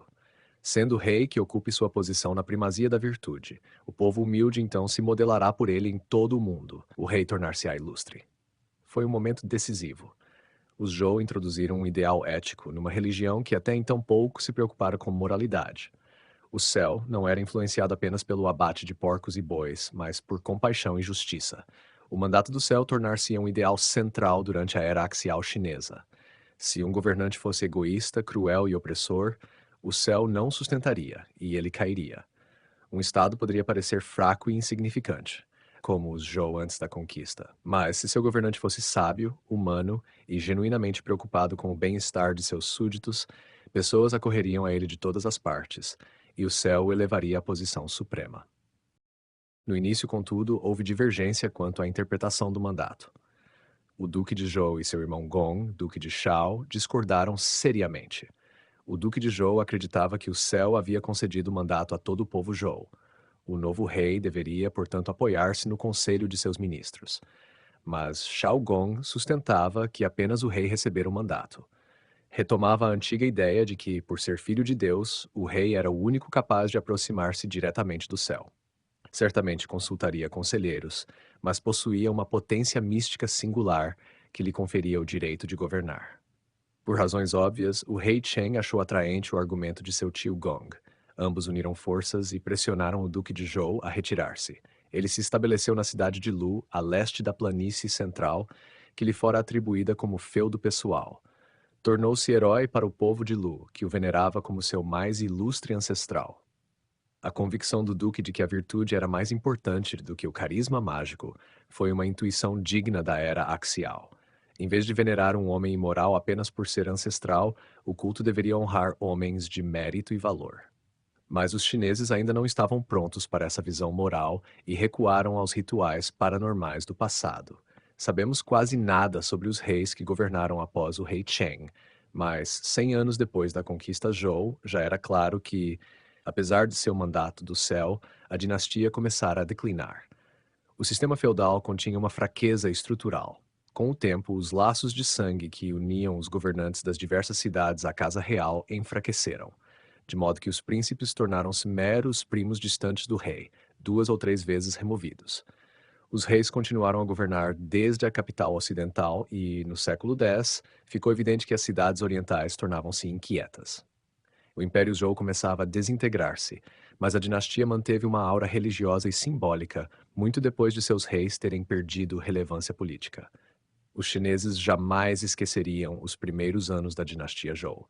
Sua era axial seria inspirada pela busca de um governante justo, digno do mandato do céu. No século XII, o Mediterrâneo Oriental foi assolado por uma crise que varreu os reinos grego, hitita e egípcio, mergulhando a região numa idade das trevas. Não sabemos exatamente o que ocorreu.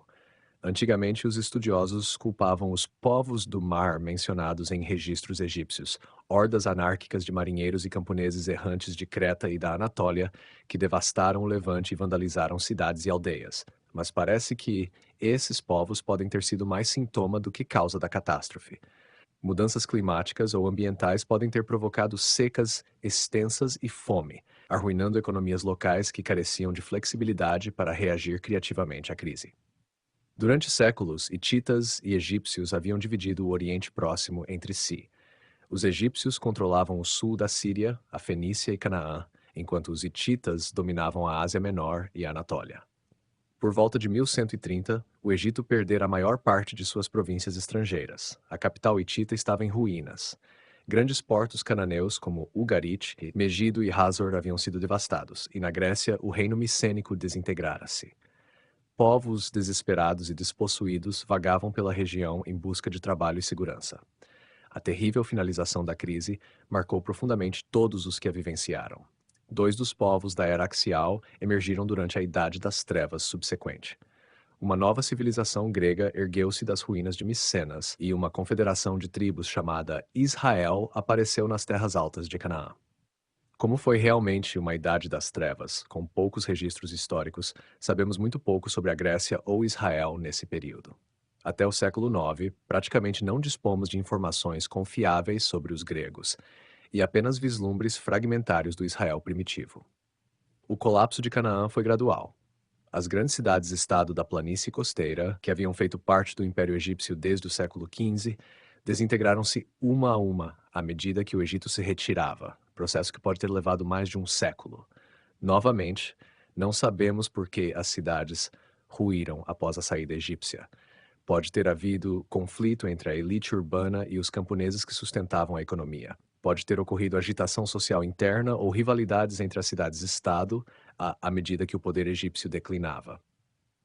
Mas a queda dessas cidades teve um efeito importante. Pouco antes de 1200, estabeleceu-se uma rede de novos assentamentos nas terras altas, estendendo-se da Baixa Galileia ao norte até Berseba, ao sul. Essas aldeias não eram imponentes, não possuíam muralhas nem fortificações, nem grandes edifícios públicos, palácios ou templos, e não mantinham arquivos. As casas modestas e uniformes indicam uma sociedade igualitária, na qual a riqueza estava relativamente bem distribuída. Seus habitantes enfrentavam um terreno pedregoso e difícil. A economia baseava-se em cereais e criação de rebanhos, mas o registro arqueológico sugere que os assentamentos prosperaram. No século XI, houve explosão demográfica nas terras altas, alcançando cerca de 80 mil pessoas. Os estudiosos concordam que os habitantes dessas aldeias eram o povo de Israel, mencionado na estela de vitória do faraó Merneptah, cerca de 1210. Esta é a primeira referência não bíblica a Israel e indica que, nesse momento, os habitantes das terras altas já eram considerados por seus inimigos distintos dos cananeus, hurritas e beduínos que também habitavam a região. Não há relato contemporâneo sobre o desenvolvimento do Israel primitivo. A Bíblia narra essa história em grande detalhe, mas demorou muito até que essas tradições, originalmente transmitidas oralmente, fossem postas por escrito. A formação da Bíblia, produto da era axial, foi um longo processo espiritual que levou vários séculos. Os textos bíblicos mais antigos foram redigidos no século VIII, e o cânon foi fixado apenas no século V ou IV. Durante sua era axial, historiadores, poetas, anaisistas, profetas, sacerdotes e legisladores israelitas meditaram profundamente sobre sua própria história. Os pais fundadores da nação, Abraão, Moisés, Josué, Davi, eram espiritualmente tão importantes para Israel quanto Yao, Shun e o Duque de Zhou para os chineses. Os israelitas refletiram sobre sua origem com a mesma intensidade com que os sábios da Índia ponderariam o significado do ritual sacrificial. A narrativa das origens de Israel tornou-se o símbolo organizador em torno do qual girou sua transformação axial. Como veremos, os israelitas desenvolveram sua saga, modificaram-na, enriqueceram-na, ampliaram-na, reinterpretaram-na e fizeram-na falar às circunstâncias específicas de cada época. Cada poeta, profeta e visionário acrescentou uma nova camada à narrativa em evolução, que se tornou mais ampla e profunda em significado. A versão definitiva afirma que o povo de Israel não era nativo de Canaã. Seu ancestral Abraão viera de Ur, na Mesopotâmia, e se estabelecera em Canaã por ordem de seu Deus por volta de 1750. Os patriarcas viveram em diferentes partes da região montanhosa. Abraão em Hebrom, Isaque, seu filho, em Berseba, e Jacó, neto de Abraão, também chamado Israel, na região de Siquém. Javé prometera aos patriarcas que faria de Israel uma grande nação e lhes daria a terra de Canaã como herança. Durante uma fome, porém, Jacó, Israel e seus 12 filhos, fundadores das tribos israelitas, migraram para o Egito. Inicialmente prosperaram ali, mas com o tempo os egípcios os escravizaram e os israelitas permaneceram em cativeiro por 400 anos. Finalmente, por volta de 1250, seu Deus Javé compadeceu-se deles e, com poderosa demonstração de força, libertou-os sob a liderança de Moisés. Enquanto fugiam do Egito, Javé dividiu milagrosamente as águas do Mar dos Juncos, permitindo que atravessassem a seco. Depois afogou o faraó e o exército egípcio, que os perseguiram pelo mar. No deserto ao sul de Canaã, Javé fez uma aliança com Israel no Monte Sinai e lhes deu a lei que os tornaria um povo santo. Contudo, os israelitas vagaram pelo deserto durante 40 anos antes de serem finalmente conduzidos às fronteiras de Canaã. Moisés morreu antes de entrar na Terra Prometida, mas por volta de 1200, Josué liderou os exércitos de Israel à vitória. Sob seu comando, os israelitas destruíram as cidades cananeias, mataram seus habitantes e tomaram posse da terra. As escavações realizadas por arqueólogos israelenses desde 1967, contudo, não confirmam essa narrativa. Não há vestígios da destruição em massa descrita no livro de Josué, nem sinais de invasão estrangeira, nem artefatos egípcios, nem evidência de mudança populacional significativa. O debate acadêmico tem sido intenso, tão acirrado quanto a discussão sobre as origens da cultura védica na Índia. O consenso geral é que o êxodo do Egito não é histórico. A narrativa bíblica refere mais as condições dos séculos 7 e 6, quando muitos desses textos foram redigidos, do que o século 13. Diversos estudiosos sustentam que muitos dos colonos que fundaram os assentamentos nas terras altas provavelmente eram migrantes provenientes das cidades-estado costeiras em declínio. Assim, muitos dos primeiros israelitas não eram estrangeiros, mas cananeus. As partes mais antigas da Bíblia sugerem que Javé era originalmente um deus das montanhas do sul. E é provável que tribos oriundas dessa região tenham migrado para as terras altas trazendo Javé consigo. Alguns grupos israelitas, notadamente a tribo de José, podem até ter vindo do Egito. Israelitas que haviam vivido sob domínio egípcio nas cidades costeiras talvez tenham sentido que de fato haviam sido libertos do Egito, ainda que dentro de sua própria terra. Os escritores bíblicos não pretendiam produzir um relato historicamente exato segundo critérios modernos. Buscavam sentido da existência. Tratava-se de narrativas épicas, sagas nacionais que ajudavam o povo a forjar identidade própria. Por que os israelitas afirmariam ser estrangeiros se, de fato, eram nativos de Canaã? A arqueologia revela intensa instabilidade socioeconômica nas terras altas, grandes deslocamentos demográficos e 2 séculos de lutas de vida ou morte entre grupos étnicos concorrentes. A própria Bíblia sugere que Israel não descendia de um único ancestral. mas reunia diferentes etnias, gibeonitas, jeramelitas, quenitas e cananeus, de cidades como Efer e Tirza, que passaram a compor Israel. Esses grupos e clãs parecem ter se unido por meio de uma aliança. Todos haviam tomado a decisão deliberada de afastar-se da antiga cultura urbana de Canaã. Nesse sentido, eram de fato outsiders, e a experiência de viver na periferia pode ter alimentado tanto a crença nas origens estrangeiras de Israel, quanto a polêmica anticananita da Bíblia. Israel era um recém-chegado na família das nações, nascido de trauma e convulsão, constantemente ameaçado pela marginalidade. Os israelitas desenvolveram uma contra-identidade e uma contra-narrativa. Eram diferentes das demais nações da região porque mantinham uma relação única com seu Deus, Javé. O ethos tribal exigia que seus membros vingassem a morte de seus parentes. Os consanguíneos eram uma só carne. Os membros da tribo compartilhavam uma única vida. Por isso, deviam amar seus companheiros de clã como a si mesmos. O termo Ezed, frequentemente traduzido como amor, era originalmente um termo tribal que designava a lealdade própria de uma relação de parentesco, a qual exigia comportamento generoso e altruísta para com o grupo familiar. Pessoas que não eram parentes de sangue podiam ser incorporadas à tribo por meio do casamento ou de um tratado de aliança que lhes concedia o status de irmãos. Os membros da tribo deviam amar esses novos integrantes como a si mesmos, pois agora eram carne de sua carne, osso de seus ossos. Muitos dos antigos pactos do Oriente Próximo utilizavam essa linguagem de parentesco, e é provável que esse ethos tenha moldado a aliança que uniu os diferentes grupos étnicos do novo Israel.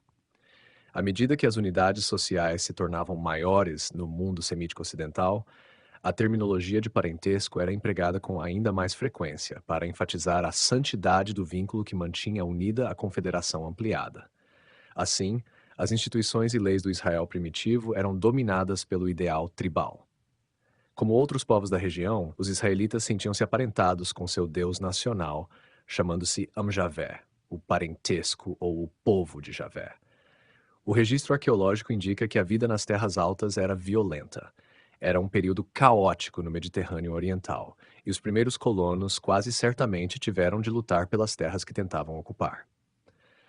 A Bíblia preserva a memória de uma grande vitória no Rio Jordão. As tribos que migraram do sul, atravessando o território de Moabe, podem ter enfrentado grupos locais que queriam impedir sua travessia.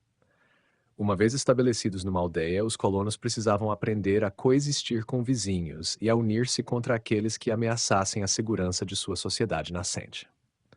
Os arqueólogos acreditam que as guerras esporádicas descritas nos livros de Juízes e 1 Samuel provavelmente refletem de modo razoavelmente fiel as condições dos séculos 11 e 10.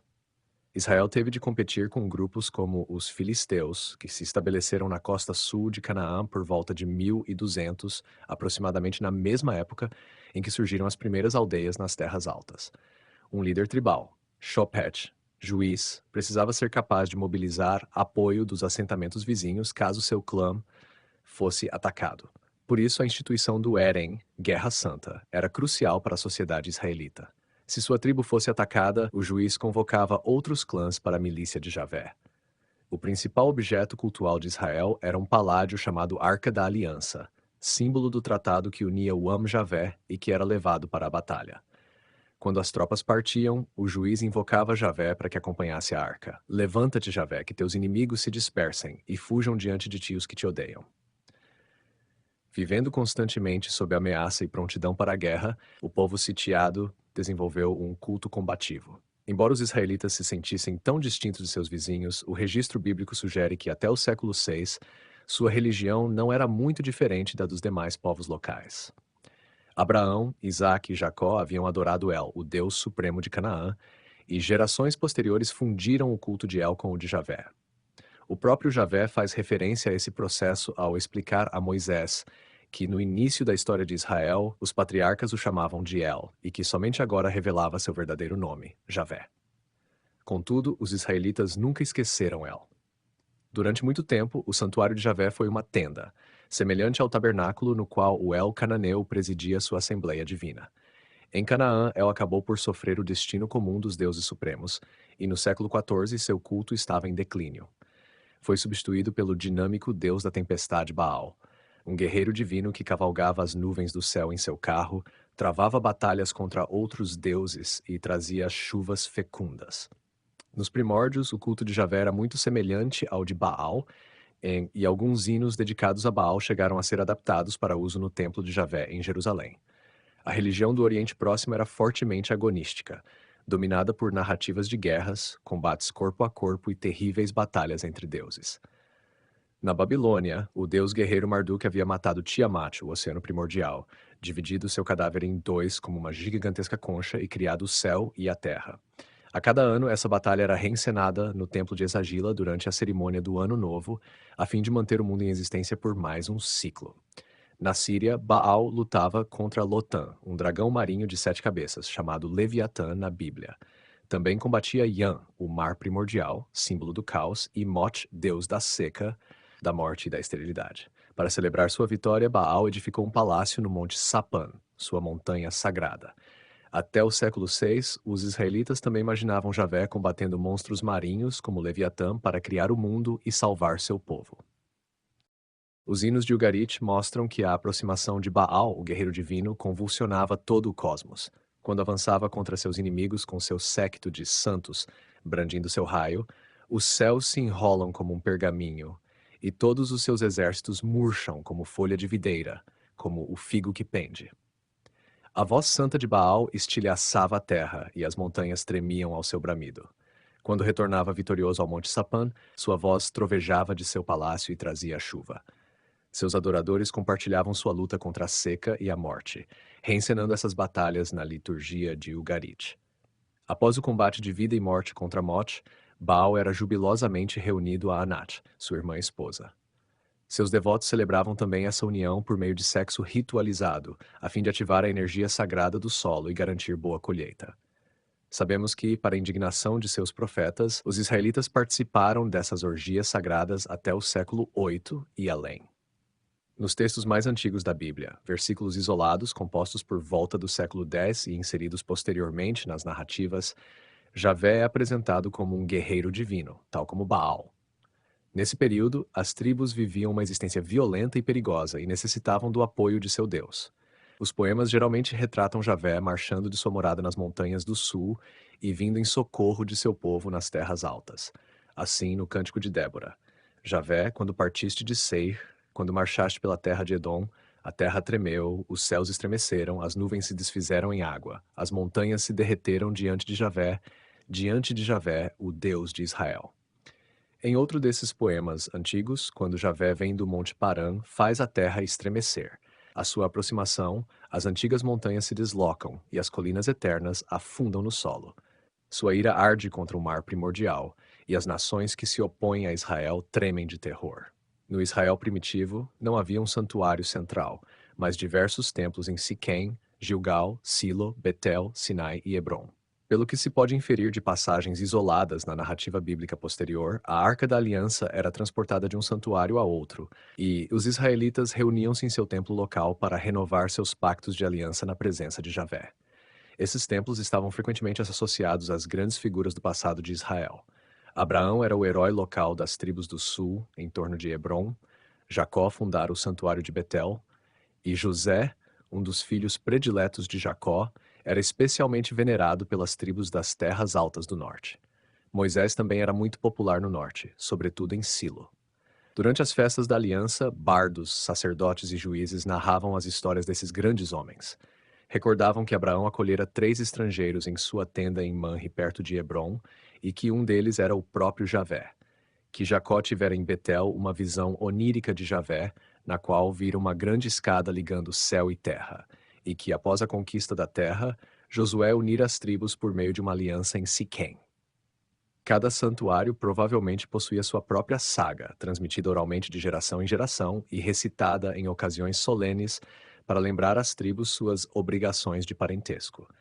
É provável que os israelitas reencenassem esses grandes feitos em suas cerimônias.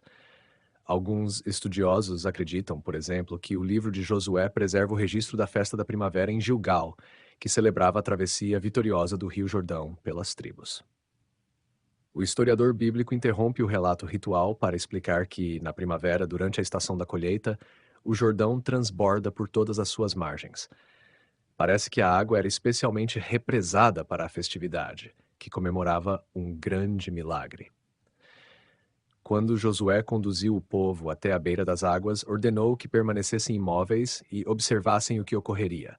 Assim que os pés dos sacerdotes que carregavam a arca tocaram as águas, elas se dividiram milagrosamente, e todo o povo atravessou a seco, entrando na terra prometida em Gilgal.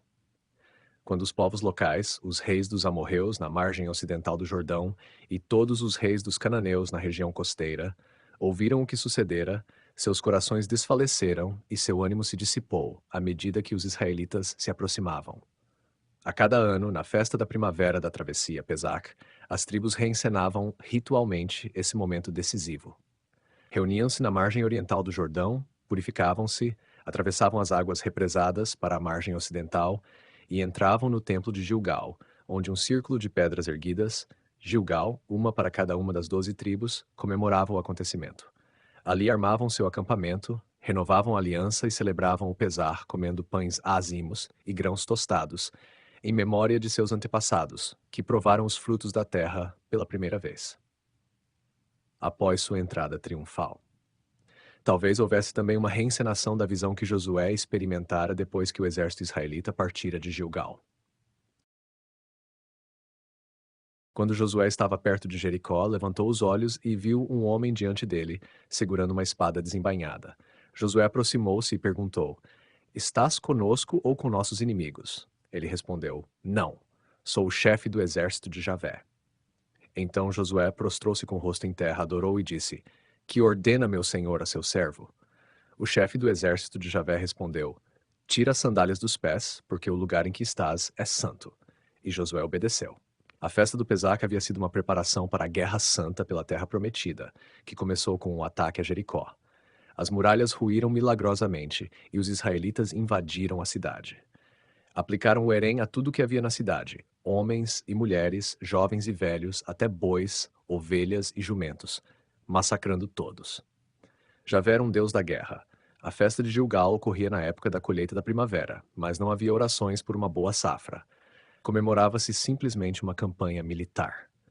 A divindade de Israel era chamada Javé Sabaoth, Deus dos exércitos. Ele era acompanhado por seu exército celestial e seu chefe conduzia os israelitas à batalha. A guerra era uma atividade santificada.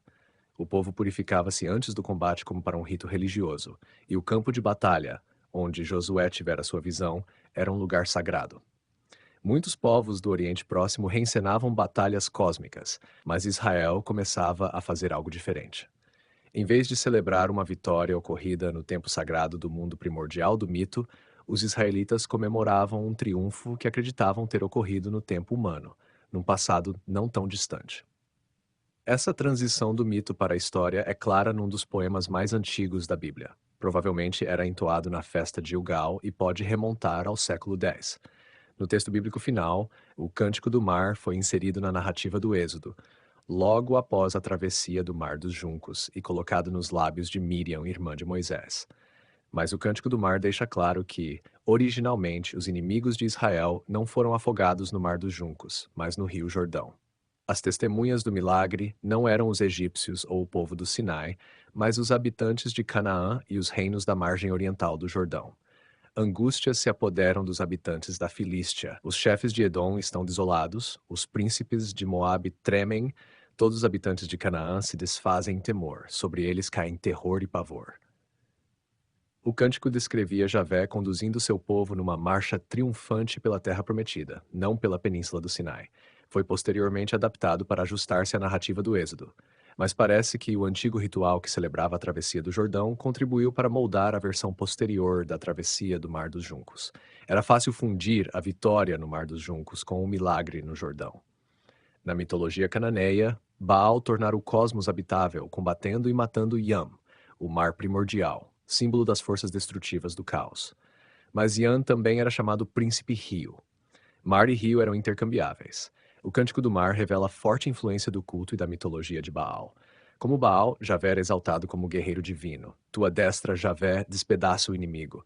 Grande é teu esplendor, esmagas teus adversários. Desencadeias tua ira, e ela os devora como restolho. Como Baal, Javé dominava poderosamente o mar-rio. Um único sopro de suas narinas fez as águas erguerem-se como muralha. Após sua vitória, Javé marchou até sua montanha santa, onde foi estabelecido rei para sempre, assim como Baal fora entronizado no Monte Sapã após derrotar Yan. Mas havia diferenças marcantes. Quando Baal avançava, montanhas, florestas e desertos eram convulsionados. No Cântico do Mar, são os povos locais que ficam paralisados de terror quando Javé passa. Os antigos tons míticos conferiam um significado transcendente às batalhas históricas de Israel. Como veremos no capítulo seguinte, os israelitas mais tarde se tornariam profundamente hostis a Baal, mas nesse estágio seu culto lhes parecia inspirador. Ainda não eram monoteístas. Javé era seu deus particular, mas reconheciam a existência de outras divindades e também as cultuavam. Javé só se tornaria o único deus no final do século VI. Nos primeiros tempos, era apenas um dos santos, ou filhos de El, que se assentavam na Assembleia Divina. No princípio dos tempos, dizia-se que El designara um santo como deus patrono de cada nação e Javé fora nomeado o Santo de Israel. Outro antigo poema, incluído no livro do Deuteronômio, expressava essa antiga teologia. Quando o Altíssimo deu às nações a sua herança, fixou seus limites segundo o número dos filhos de Deus. Mas a porção de Javé foi o seu povo, Jacó, sua parte de herança. A palavra acadiana para santidade era Elu, pureza, brilho, luminosidade. Estava relacionada ao hebraico Elohim, frequentemente traduzido simplesmente como Deus, mas que originalmente condensava tudo o que os deuses podiam significar para os seres humanos. Os santos do Oriente Próximo eram como os devas, os resplandecentes da Índia. No Oriente Próximo, a santidade era uma força que estava além dos deuses, como o Brahman. O termo Ilam, divindade, na Mesopotâmia, referia-se a um poder radiante que transcendia qualquer divindade específica.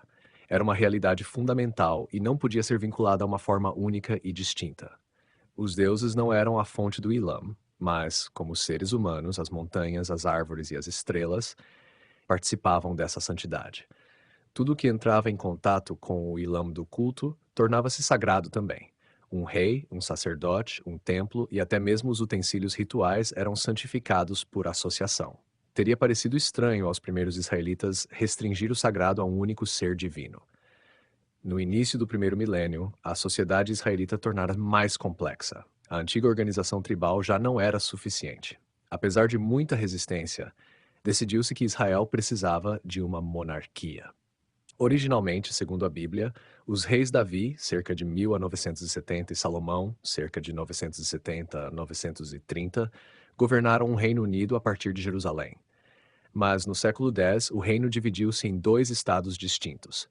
O reino de Israel, ao norte, era maior e mais próspero, concentrando 90% da população. A terra era fértil e produtiva, as comunicações relativamente fáceis, e o Vale de Jezreel era uma importante rota comercial entre Egito e Mesopotâmia. O pequeno reino de Judá, ao sul, governado pelos descendentes de Davi, era muito menor e mais isolado. Seu terreno acidentado dificultava a agricultura. Sabemos mais sobre a religião de Judá, contudo, porque os autores bíblicos favoreceram o Reino do Sul. Tratava-se de uma monarquia tipicamente cananeia. O culto centrava-se na pessoa do rei davídico, contraparte terrestre do guerreiro divino e figura sagrada em virtude de sua relação cultual com Javé. Em sua coroação, tornava-se um dos santos, um filho de Deus. Era adotado por Javé, que declarava: Tu és meu filho, hoje eu me tornei teu pai. Como servo especial de Javé, assentava-se na Assembleia Divina com os outros filhos de Deus. Como regente de Javé, destruiria seus rivais terrenos, assim como Javé derrotara as potências cósmicas do mar e do rio. Os rituais da aliança foram relegados a segundo plano, e a aliança que unia Javé às tribos foi ofuscada em Judá pela aliança que Javé fizera com o rei Davi, prometendo que sua dinastia duraria para sempre. As antigas festas da aliança focalizavam a história de Israel, mas o culto real retornou à antiga mitologia. Os salmos do templo do século X descrevem Javé caminhando sobre o mar, como Baal, com trovões e relâmpagos cintilando pelo mundo, enquanto se apressava a socorrer Jerusalém. Talvez na festa do Ano Novo uma grande procissão reencenasse a marcha triunfal de Javé até Sião, sua montanha santa, conduzindo a arca ao templo construído por Salomão. Coros entoavam em alternância: Javé, forte e valente, Javé valente na batalha.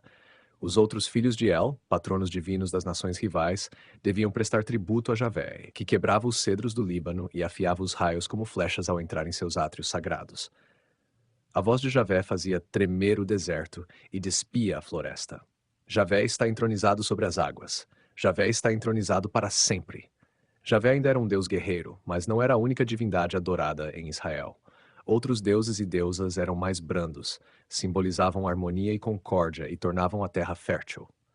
Após derrotar Mot e reunir-se com Anat, até o feroz Baal declarara que sua vitória inaugurara profunda concórdia entre o céu e as profundezas da terra.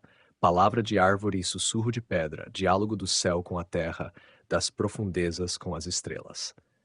Os israelitas necessitavam do apoio de seu guerreiro divino e orgulhavam-se de Javé, mas a maioria desejava também outras formas de santidade. Isso acabaria por gerar conflito com uma pequena minoria que queria adorar apenas Javé. A era axial ainda não havia começado. Todas essas tradições eram marcadas por alto grau de ansiedade. Antes que a vida nas estepes fosse transformada pela violência dos saqueadores de gado, a religião ariana fora pacífica e benevolente. Mas o choque dessa agressão sem precedentes levará Zaratustra a formular uma visão polarizada e agonística. Em Israel e na Índia também, a insegurança e as dificuldades de manter uma sociedade em território novo e hostil introduziram violência e imagética agressiva no culto. Contudo, não é possível viver indefinidamente sob tal tensão. O ritual ensinava as pessoas a olhar para o abismo e a perceber que era possível enfrentar o impossível e sobreviver. No século IX, os gregos, o quarto dos povos axiais, começavam a emergir de sua idade das trevas.